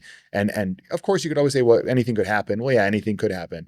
But I think for me, it's more the melding of health, Like if I say, what am I going to be able to do consistently over time for my own health and like weight loss and staying in good shape and feeling like I'm not getting old? That's the big one for me for jiu-jitsu. So like I can only jog for so long before, like right now I've been jogging for 6 months and I'm bored out of my mind. Like now it's becoming, man, I got to go jog again. It's so boring. Yeah. Weightlifting, it was always like, okay, I hit that bench press or I hit that squat low. Okay, then what? You're just going to keep increasing. It can get ridiculous. And then it's like, well, I got to craft my own program. I don't want to be a bodybuilder. What are my goals? It's too much. What's nice about jiu-jitsu is just show up and just do it. And then get to do that playtime, that adult playtime of like rolling and wrestling people, which each person could be a whole different experience, right? Right. So I think those like changing your why, morphing it, and kind of if you can find where this is why I'm doing it now and that makes more sense to me. The other thing I would say is, and this isn't necessarily like supporting academies. Did you like play fighting as a kid a lot or wrestling? Because like I me did personally, wrestling a tiny bit in high school. Okay, I was more football, basketball guy in high school. But you weren't like I was not a rough housing kid. No. That was not my style. I did a little taekwondo because it was like karate, because like Karate Kid was big in those. If you're a 90s child. After the whole late 80s karate. But you know, in elementary school, you know, there's like little boys that just like they just like love beating the crap out of each other. No, I wasn't like that. I would watch them. I would always like instigate. I was like, yo, Tyrone, I heard JJ was talking about your mom. You know, and then they go at it. And they were just like, so there was this field behind our elementary school, and the kids just like, and I would just like, oh. It's like, yo, you gonna take that boy? Just egg him on. Yeah, it's like go further and further. I was like, yo, I saw him looking at your girl. You gonna take that? You know? So did you ever get involved in any fights at all? The only time was very rare. Like I think the last fight I was in, real like fight, 9th grade. Okay. Right? It was a 2-on-2. This kid and his cousin wanted to fight me and my friend. And his cousin was a little smaller, so I told my boy, like, yo, just throw him to the side, and we'll double team him. Yeah. Make quick use of him because I'll need help. And then that was it. That was the last time, I think, 9th grade. And then I think in every other time, I always de-escalated. I think in college one time I was with a friend and he was throwing eggs off the roof, and he hit somebody, and the dude came up. He happened to live in the building. He came up and he smashed a bottle on his head, glass bottle on his head. God. You know, I was like, I'm out of here. It's not for me.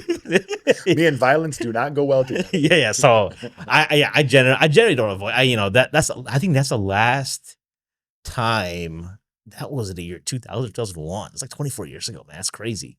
Yeah. So anyway, so you're right. Statistically, I'm not going to use jiu-jitsu, right? Most likely. I think it's still a valid, like if someone wants that why, I think it's legitimate. But I want to know that I'm confident because I could defend myself if I needed to. If that's your why, I think it works. But for me, I'm kind of a statistics and, like give me reality, like what's likely to happen. Like if we're being honest, that's very unlikely to be the thing that, if you know jiu-jitsu, ask like some of these great jiu-jitsu guys, like when was the last time you had to use it to defend yourself in a life or death situation or whatever you felt you were threatened. Right. So for me, it's like morphing the why. And then the other thing I was going to say is like, this isn't necessarily as positive or supportive for like academies and like being a regular attendee and paying member. I think Uflacker for me personally is the place to go in this area. However, I will say, don't be afraid of just like random open mats. Like you don't have to be if you're that irregular, we're like, I don't want to be paying a membership because I'm just not going. And then that kind of, I think that gets in people's heads sometimes where it's like, I'm paying this money, I'm not attending. It ain't cheap. And then you cancel. Yeah. And then you feel bad for canceling and you get into I'm a failure because I set out to do this and then now I'm going to go and have to do that email or call and say, I'm canceling my membership. They're not cheap. All that stuff about money and pricing. But there are so many places around now that if you just have an understanding or a schedule of like what people's open mats are. And then you can, if you don't want to be like a grifter where you're just like mooching off of other people's mat space because they spend a lot of money to try to maintain those places, their businesses, all the rest that goes into it. It's good to support those gyms, especially the new ones. You can just throw some money in, here and there. Like you go to an open mat, maybe let's say you're the same guy's open mat twice a month or once every one, and you're going between 4 or 5 different places. I just like, hey, give me a t-shirt, give me a hat from your place. I'm going to support the gym. Here, I'm going to put $20. And a lot of them will have a way for them to just be able to collect like a mat fee, even though they don't necessarily charge mat fees at all the open mats. Just if you want to donate money just to keep the gym going and support it. So you're not completely feeling like I'm just going places for free. You know what I mean? Okay. I didn't know that. I've heard people talk about, I have a friend, he's in a he's also a blue belt. He's taking he got his. I think he trained at Rezovich up in north with Eddie. I've heard of it. Up on the north side, and I think he's doing more wrestling now. Because there's some wrestling clubs in Chicago. Yeah. And I met this Albanian dude named Ilir. He's actually an interesting character. Big wrestling dude. Like small guy, but like messed you up. Yeah. So he trains, he's a Muslim dude. And I met him a couple years ago, but like so he's focused, but what he says is like he just does open mats for jiu-jitsu. For some, and he has this philosophy, which I don't agree. It doesn't make sense to me. Like, I think I've learned everything I need to learn. Jiu-jitsu is a blue belt. I'm like, come on, dude. No, that's BS. That doesn't make any sense. Yeah. But I hear you. I think the guilt part of it, because they say a black belt is a white belt who never quit. Yeah. So what's the part? You don't want to be the guy who quit. And I think when I think about and I think about this a lot. It amazes me also getting in my head. Is that in our community, in this area, Uflacker, it just so happens that Professor Christian is a direct student of Henzo, and I think that like it's legitimately could be argued that the Uflacker could be the strongest BJJ gym in the city of Chicago. Yeah. I don't know if people say that. I don't know if that's something appropriate to say. But when you see like the people, if you've been to several gyms, I think you can make your own judgment call as far as what you just said. Yeah, I've been to many over the years, especially when I first moved to Chicago. Yeah, I feel like it's not just about the name. Like it's not the same. Okay, well he studied for a period of time under Henzo or whatever. Yeah, right. For me, it's more about based on the vibe of the gym, the way it's run, the quality of the instruction, and what isn't allowed to happen. Like that also is a huge part of it to me. That makes it the best, if not, one of the best, if not the best in the Chicagoland that I've seen or found. Right. Yeah. It's so many places it becomes too much of a hangout spot, or you got places where it becomes, the students are teaching something kind of off script of what the main professor, the person who has the most experience would teach. It becomes kind of like a bro gym where, every blue belts are teaching, everyone's teaching everyone. It's kind of like not really structured well with like, this is the correct way. This is what is going to work. This is what's effective. This is what's efficient. Interesting. So I think the way he runs it overall, if you've noticed, he's more formal. Yes. More structured, strict, conservative, traditional. Yeah. But I think like in an era where you could risk doing what karate and taekwondo did back in the day, where they just become like, it becomes like, what are they called? Mick Karates or McDonald's everywhere. Everyone's got an MMA or a jiu-jitsu gym. I think that's important to kind of maintain that. And that vibe for me is also what reinforces being. I've only trained because when I was looking at jiu-jitsu gyms, and I think going back to my why, originally it was like, you heard like Joe Rogan talk about it, Russell Brand, everyone talks about it, like, or like Lex Friedman or Jocko, and you're like, okay, this sounds cool. I think part of it in the head is like, okay, as a kid, I was never like the badass, right? And I think that right now, when I'm in this point in my life, I feel like I'm equipped to I'm doing like work is going well, right? I had gotten into good shape physically in like early 40s at my age, and so I'm like, I want to like you're like trying to like that badass archetype. I think it appealed to me. Sure. And I was like, why not? Let's just do it. Yeah. You know what I'm saying? Previous to jiu-jitsu, I did CrossFit. But when I did CrossFit, I think I tried out 6 gyms because that was the advice I got. With jiu-jitsu, I never looked at anywhere else. I just looked at Uflacker. I think it was like on Yelp, and I think it was the only local gym that had a kids class. So I was like, well, if my kids are going to train, we might as well just go to the same spot. Mm-hmm. So that's why we signed up there. I didn't look at anything else really. And so, and I remember when I was signing up, they were like, it was just like happy circumstances that, it's close to my house, but it's far from my work. So that's the challenge, I think. Yeah. But, what is it about? So that's your second gym that you've been to? No, probably as far as go attend regularly. Yeah. Probably my 4th. Oh, right. But I've seen a lot of gyms. I mean, if I go to like travel for work or stuff, I'll go check out a local gym if I'm somewhere in Texas or Miami or, depending on where work takes you, for example, I'll try to look up a place and just pop in. So I've seen a lot of gyms over the years. What's your why now you're saying? Cause I'm really trying to like use this as figure out like, how do I, cause to me, like my 2 girls, my oldest actually just said, hey, she's gonna take a break. Because she's like she's lost interest. She's been doing it 3 years.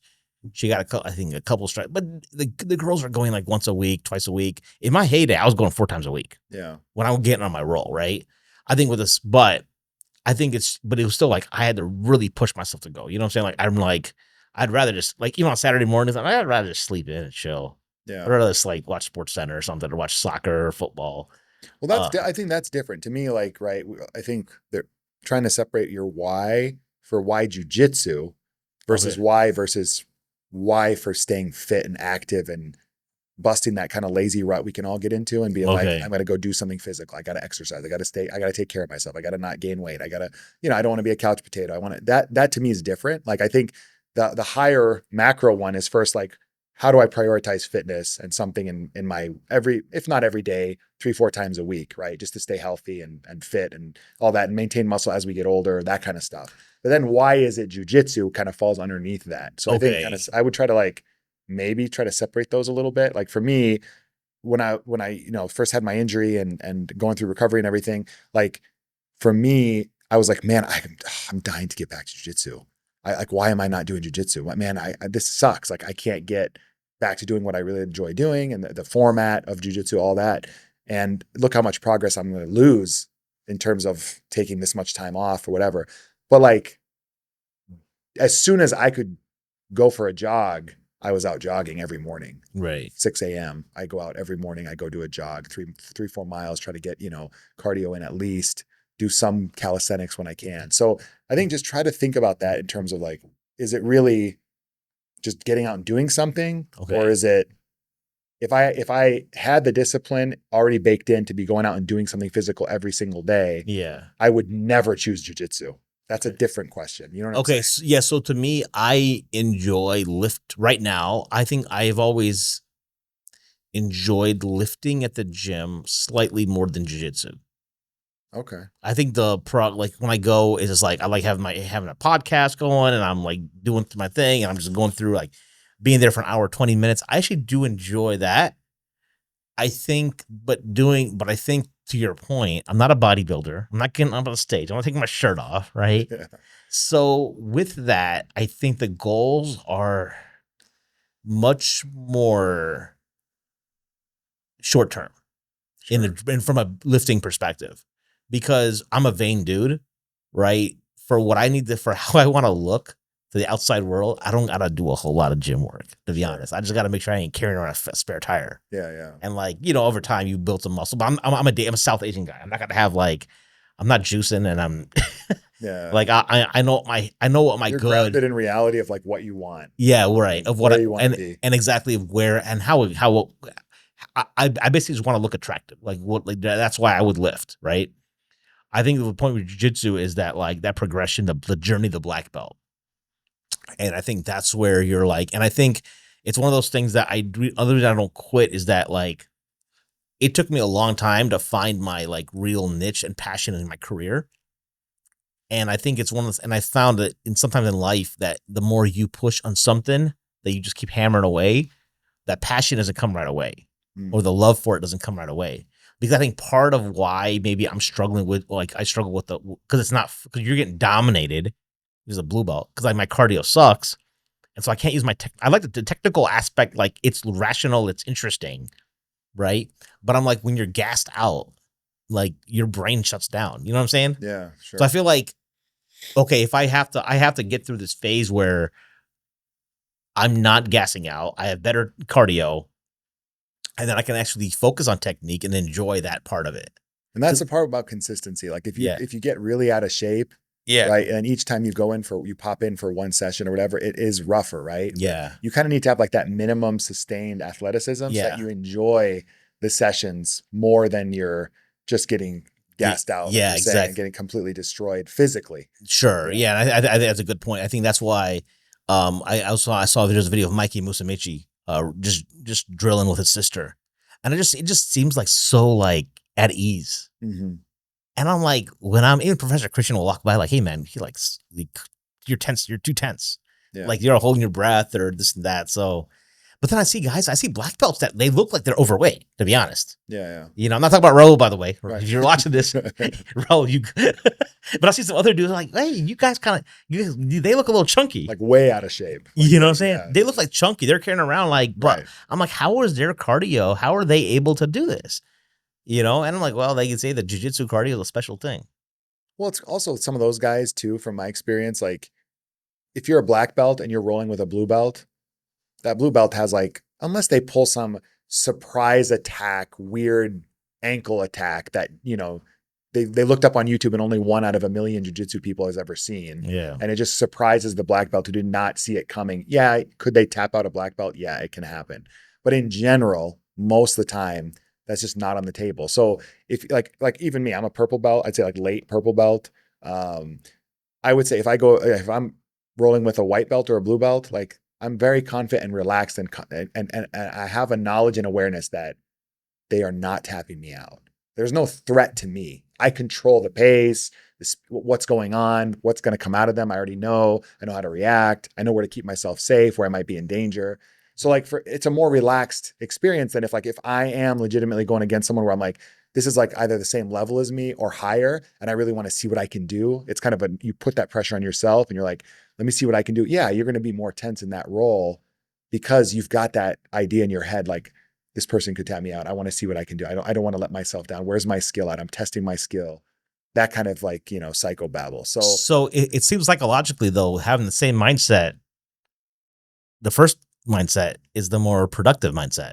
It is. Is it? It right? is. It is. If you can be in that mindset more, even when no matter who you're going against, it's better. Yeah. But I do think there is a like having that eye of the tiger, I want to make a kill kind of mentality when you're going against someone your level or higher is good too, because you don't want to be so much of like everything's a learning experience and too much of like a brainiac, like which I have a tendency to also like, not that I'm that smart, but I'm saying I get in my head a lot. Sure. Where it's like, well, you know, I didn't really try hard to like, at some point you want to put your skills to the test and be like, could I tap this person out? Where am I at? I want to go hard and see if I can do it versus being too much in that mindset of like, I'm going to just have a light roll, man. Let's just like, no matter who you're going with, it's just always like lovey-dovey, kind of like, let's feel it out. And like, let's have a light roll. I'm going to do this. Okay. And then all of a sudden, oh, you tap me. Oh, hey, tap me out. Okay. Tap. Okay.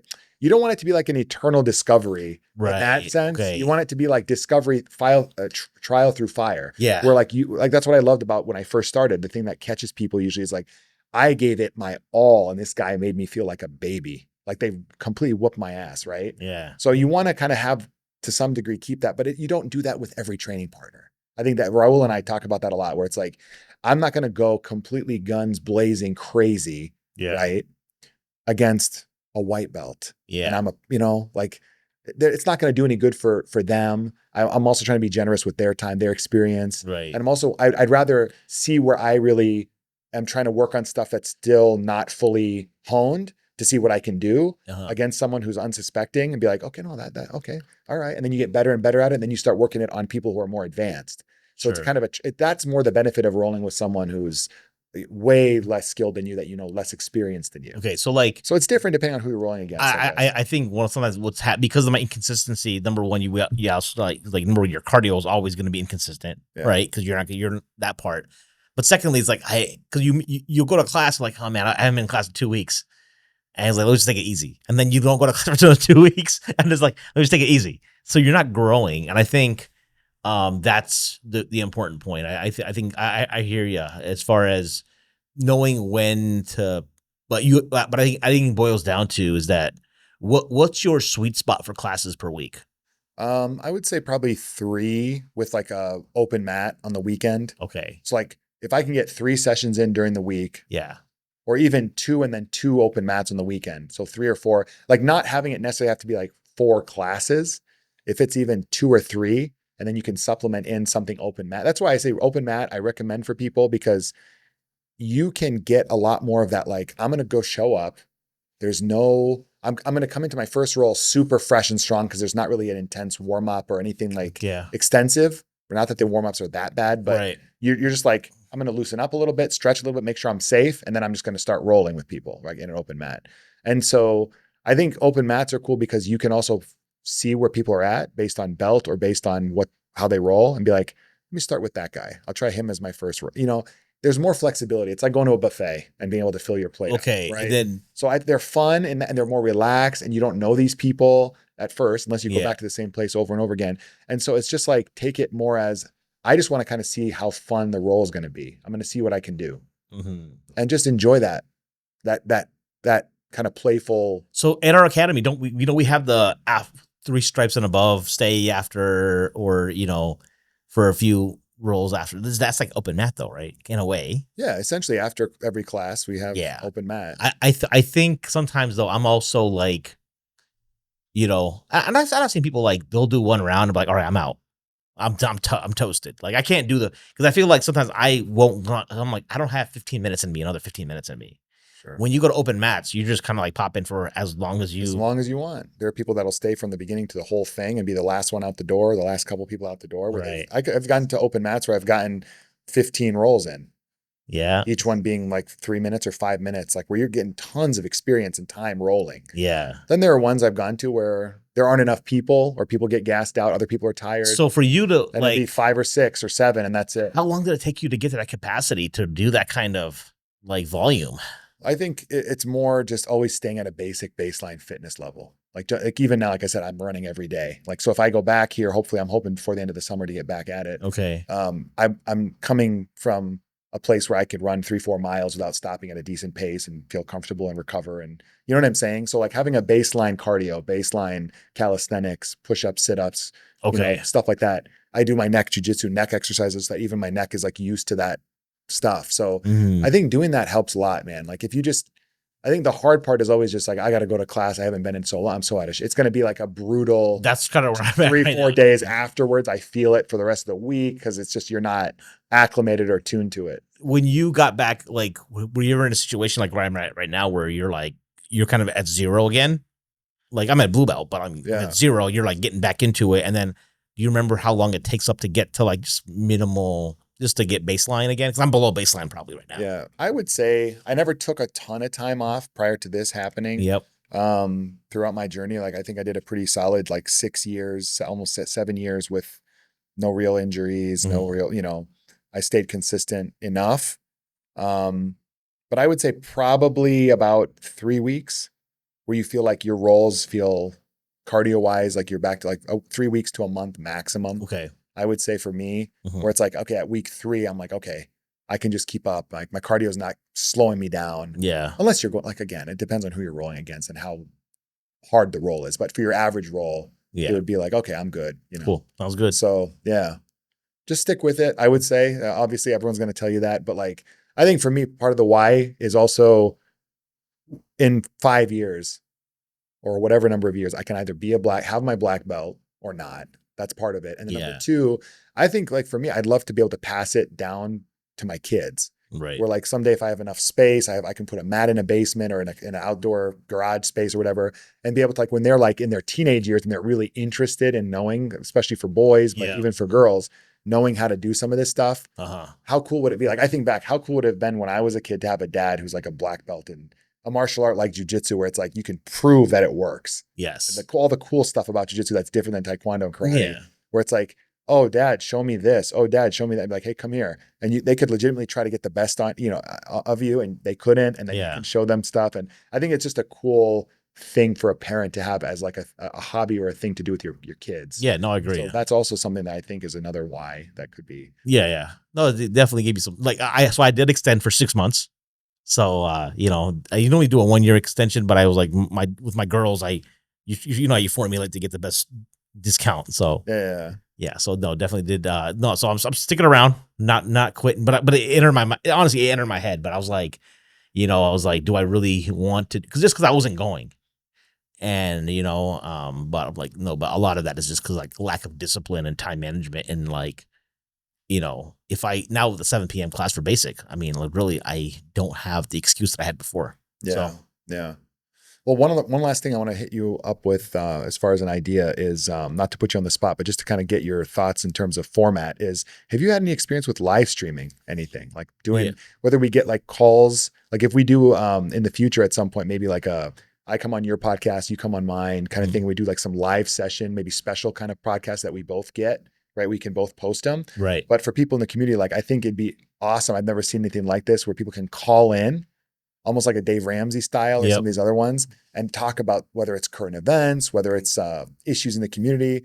Any thoughts or experience with that? I've done live streaming in various formats before. StreamYard is the platform. It's pretty straightforward, to be honest. You basically, if you have you'll have a live stream audience. They'll be watching, and they'll comment on it and whatnot. You'll like be checking the comments. You'll reply to them while you're like recording. And we've done, even with Mad Mamluks, I think we've done like where someone wants to call in, we'll just give them the StreamYard link. We'll say like, we won't post it necessarily, but we will somehow like, I forget, I think we have because you don't want, no, I think we post in the chat. And then people will pop up and you'll see who it is and you'll admit them and they'll come on. And the voice comes through. You guys did it that way? Video and audio. Yeah. Everything. Oh, okay. Yeah. Cool. Yeah. Because you were streaming, if they have a camera, it'll pop up. Oh, it'll just like StreamYard is the platform. So when you do StreamYard, it'll be like, it's harder if like you and I are in studio here. That part, I don't know if like you call, I mean, that one would be like, literally would be like, call my number. Right. We have to set up a number. And then we could probably like connect that into but then I think Dave Ramsey's, or whatever, probably the phone, you dial a number and it hits into one of the audios and then you hear it both and then you could just speak into it. Yeah. I'm sure, I mean, these days, I mean, that's been going on for a while. But what do you think of the interaction aspect? Do you think there'd be a real appeal to that? We're talking about community issues. There's interesting stuff we could hit on within the Muslim community, even local non-Muslim community, stuff going on locally that I don't think people have like radio doesn't allow for like it to be that micro to like this area that we're in. Yeah. And then also just to be able to have the interaction and discuss. I think you do it, but you need to you got to build the show up to a large enough base where you're going to get people actually tuning in first. Yeah. Right. Because if it's like 5 people on the stream, it's like not the cleanest thing, right? It'll be, but if you get like the more folks you get pop in, because I don't know, like when you talk about like when people ask you, because your show's called HaRLeM Lights. Yeah. So when people, I guess that's the question too. Like when people ask, like, what's your podcast about? Like, what's the? I would say overall, the goal was to kind of shoot for like a Muslim American lifestyle podcast, but then also that caters to non-Muslims as well in terms of accessibility. Yeah. Like giving people who are not Muslim the understanding, a basic understanding and appreciation for our community in a way that they can digest that isn't foreign seeming. Right. And then also be able to, at some point, you could bring in like really deep issues, but again, it's always about making them, I try to like speak it in like normal everyday speak and not slam them with, too much of our own jargon or our own like language stuff that they have no Arabic in, they have no, understanding of some of the references historically, whatever, scholars, names, kind of take that away and just give it in concept. Yeah. Right? So those are kind of the two areas is like create a platform where, like, where a forum where like Muslim community people can like talk about our issues in America, but also like have it be accessible and open to the outside, not kind of exclusive or closed. It's a hard project because you don't want to water it down too much either. Right. I think when we were having coffee, I was talking about like when you have a target, an avatar, a person that they always say that when you're marketing something, you always have a person in mind, right? Because I think what I've realized is that in me meeting you is a proof of concept, is that there's always going to be people. There's going to be people out there who think very similar to you that they want to hear more of that. Like let's say you were just a consumer of podcasts. Yeah. Like you would be my target audience, sure, based upon what I know about you. You're into fitness. We have similar hobbies. You're career oriented, and then the way your worldview and the way you're thinking about things are kind of aligned. So there's a lot of folks like that, and because of that, you focus on that avatar, and then you market and you like make your content for that person. Mm-hmm. It'll drive, and there's so many people there. That's the thing. We underestimate how many people are like that, like us, and they'll all tune in, and then you build that base, right? But then you'll get a lot of adjacent content off of that, and then you'll have different people. So that way you're not like super watered down, because if you're going to be talking about like, and I think that's kind of just the watch out, I would say, because it's a hard sell. Because if people say, "Well, I want to be like the Joe Rogan," I'm like, "Well, we talked about the Joe Rogan example came up, but I think we got to understand that Joe Rogan already was known. Like he's known as MMA commentator, he's known as Fear Factor as a comedian, so he's already known, and then he's gonna start a show, and then he can do, he can kind of be that overall well-rounded person, right? Theo Von's a comedian, right? I don't know how long he's been doing it, but yeah, I mean, when you get JD Vance and you get like Drewski, Drewski? yeah, you got different characters like that showing up. He had Huberman on. So that point you're like, but you're already in that space. So I think we have to be a little bit more calculated in how we approach it. sure. That's just a watch out, I would say. I think also we got to fish for the interesting people, the interesting conversations, because I think like there are interesting conversations between like, let's say just take Bridgeview area or like the little Palestine area, right. southwest suburbs of Chicago. Like I think there are interesting conversations like a Muslim guy who was born and raised here could have with like a Polish guy. Right. Whatever they are, whatever they do, right? Or a Mexican guy who maybe has a contracting business and built it from scratch as an immigrant to this country could have a really interesting conversation with an Arab guy who's of a similar background, like in terms of their immigration story and what they did as an entrepreneur or whatever. So as long as those conversations could happen, the question is, what would the topics be that are shared? What are the commonalities? What are some things that they could learn from each other on? What are some ways you could celebrate each? Right? Because I think a lot of the problem for our community in America is like, we're always portrayed by Hollywood and TV a certain way. Right. And there are so many like jewels within the community that are just outstanding examples of America and American success and American citizenry that don't necessarily get a spotlight shined on them. So that's part of it too, is like, it could be that simple. And then in spotlighting them, you get a lot of other interesting stuff that you can expose people to. Right. Yeah. Cause like you're talking, I'm thinking about like a guy who's going to my gym, like Omar Zubaidi, Relentless. People, he's a bodybuilder. He's also now he hasn't been at the gym lately because he's been in law school. I think he just graduated. So he's Palestinian. He's got his view on like, his politics and all that. And it's interesting. I used to work out and I go to USA Gym, and USA in Bridgeview is a very, it's like a very conservative right-wing gym. They've got the Blue Lives Matter flag, but a lot of Arabs are working out there. I've been working out there for a few years. Right. So yeah, there's a lot of interesting, I think, ideas that you could probably like pigeon. You could like peel at. You should, when are you getting Professor Christian on? I'm hoping here. I reached out to him. Yeah. And okay. So he did express some interest and willingness to do it. I think we just got to figure out schedule alignment and kind of align on expectations of kind of what he's looking at. Yeah. He was always, I always thought about getting him on my show too, but it was just like, I feel like I'd have to be at a certain level. I think you have to be like, I think at a purple belt level, and you've been training for 6-7 years, you gotta have the right person to do it justice. Sure. Right. And so I think I'm happy to hear that you reached out. I told Professor Marcos, I was like closer to him. So I like his teaching style personally. And he's great. He'd be a good one too. But I told him, like, he asked me like, when am I coming on your show?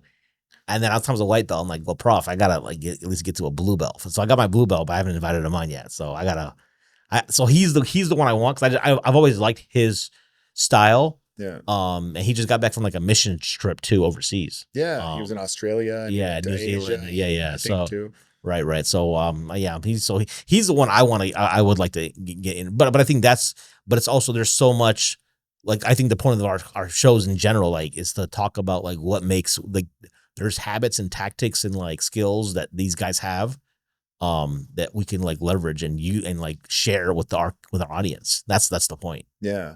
I think we can do that. And also one last point I'll make, I know we got to kind of wrap up here soon, is there are interesting crossroads in America. That's what makes America so great, in my opinion, and such a unique and amazing place. And I think to a degree, we've forgotten that with the identity politics. Like, the identity politics seems to have always been, the result was always like more division over the last several years, rather than what we think of as being like celebrating, right? Like the whole DEI thing is supposed to be touted as like celebrating the differances and celebrating, but then it had like this, ironically, this like opposite effect in America, based on the politics and stuff and other things. But I think there are so many interesting little crossroads of where people don't realize we have something in common, and it's genuine. It's not just based on color. It's not like, oh, because your color is my color. It's, your lifestyle, your choices, your values, what you're into, hobbies, the way you raise your kids, the way you run your household. Hey, wait a minute. That's just now let's not just talk about it to be like, oh yay, I'm great. Oh yay, you're great. It's more, what can I learn from you? What can you learn from me? Yeah. And that was what the Raul conversation that I had. That episode was really rewarding to me. And also I think to some other people that reached out to me and mentioned that, they were like, I got a lot out of that because it was, what can we learn from each other without having to be threatened or afraid of the difference? Yeah. Okay, you're coming at it from a Christian perspective. I'm coming at it from a Muslim perspective. And Raul was straightforward about this. And I thought it was amazing. It was like, I could learn something interesting and useful from a Christian about how they raise their kids and use it. And it doesn't necessarily conflict or threaten my own religious or value system. And you could find someone else the same thing from Muslims. And that's how the concept of jiu-jitsu is like, take the things that are good and use them and put them to practice and see that they work, and then integrate them. And then those will be the things that survive and become part of the practice of jiu-jitsu over time. It evolves over time. Yeah. Same thing, I think, with leading a good life, a productive life, an effective life, being a good person, being optimized for certain things. You can take tools from different value systems or different religions, and you could strengthen your own interpretation and manifestation of your religion or your value system by learning from that other one. It's not a threat. I think what I really liked about Raul's stuff is he talks about his tribe, like his wife, his kids. Even on his, not only on your interview with him, but his social media. And I think the thing that because he sounded like he could come back again, right? Yeah, I'm sure. Okay. I'm sure I'll have him back. I don't know if he peels that. We have a situation, a guy like Raul, right? I think he's in sales. So he's successful there. He's a black belt in jiu-jitsu now. I mean, there's this like, and we don't have to like, we're not going to answer this right now, but I'm just going to like leave this hanging. There's a challenge that Muslim men are dealing with right now at our, like, as we get more successful in corporate, and then we're hitting the gym, we're like developing. What's happening is though that we're like, our eyes are wandering, if you know what I'm saying. You're like, I could, man, my wife just can't keep up with me, you know what I mean? So let me like, let me, if you actually broke it down and analyzed it and like, okay, if I did this, if I left my wife or someone, you're just like, well, what about my kids? People don't think about that because dudes. We always say we have two heads and sometimes we think with the wrong one. Yeah, for sure. So, it's interesting because like, do you think that's a crisis in our community? I've seen it. Like, is it like a big thing? It's a mindset issue. What happens is like it starts. They say that like, Shaitan works the way the devil works on you is he starts with like creating like little doubts, like planting seeds, and if you let it fester. And you like do things that let it fester, it'll like start to like materialize. You get ideas and stuff like that, right? Sure. And then you'll see someone who did it. Like you'll see, what you'll see is a brother who goes through like he left his wife. As like, he upgraded, and we'll use that kind of language, right? I was like, dude, doing this thing, And then you're like, man, what about me? Like you start like, man, I mean, so-and-so's looking kind of nice. You know what I'm saying? Am I settling? Yeah, exactly. People at different times in their life. Well, yeah, you're thinking like, you're like, am I settling? Do I need to like really do this for myself? And then that whole, and I think our culture around us is very individualistic, right? And it's like, yeah, I need to be my best self. I need to be my best self for my kids. So I can't be with their mom anymore. I need to like show this. You know what I'm saying? That's elaborate logic coming from the devil quietly whispering in your ear. Yeah. Right? It's sneaky. It's like philosophically convincing. And just to put it out there, so people are gonna assume these are thoughts in my head. Yeah. I'm just telling you straight up. I'm not. There's no shame in this. Yeah. Like and again, me having these thoughts.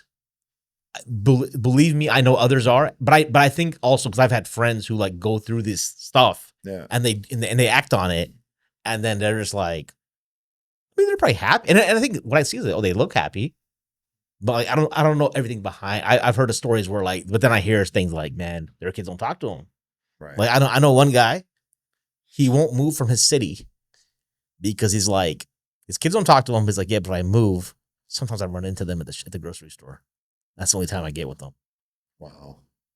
So you're like, damn. Yeah. You know what I'm saying? That's real. That's real. So you got to think about that because like infidelity or cheating or whatever, in leaving your spouse and all that kind of all that stuff that sounds like fun and interesting, and Hollywood definitely glamorizes it. We were talking about media earlier. Yeah. So it's something that a guy I think like Raul is, I think he's, when I look at his, like, because he's very, sometimes people don't only talk about their kids, but he speaks about his wife. And Muslims, we have our what our courtesies around our spouses, as far as like we don't talk about them specifically, we don't like share them per se. Yeah. But There's I think it's a privacy thing. Yeah. But I'm like, there is this real element that people are, and you talk about polygyny. I mean, we have that part too, and so people are thinking like, well, maybe that's an angle. But I'm like, I just haven't seen people executing that, right? Right. In the modern world, in America. I've seen a few, it's very rare. Yeah. So like, you see it practiced widely still, like in, African countries, even the Middle East, in Yemen, the Gulf. I see. I've heard in the Gulf it's fairly common. I've heard my friend went to Yemen, and he said pretty much a lot of people, a lot of them 3-4 wives. Yeah. So it's, I know some people. I know people in America that are like, I have a friend. He's like, his dad's got like 3 wives. Really? Yeah. Legit in America? In America, like off the books, but like the first living it out. The first one's on the books, yes, but the other 2 were like nikah. Yeah. Wow. So is that common though? No, it's not. Yeah. It's not really common. No, it's very like, it's like the one. You've heard people try stuff and whatnot. I mean, it's Philadelphia. It's more common in the Salafi community in Germantown. Really? It's more normative there. So like, but I've heard of scenarios even like where ladies will go up to a sister and be like, "Hey, is that your husband?" It's like, "Yeah, would you be open to having a co-wife?" I've heard of that. Really? Yes, I know. Like that some of that's has happened. It doesn't. I mean.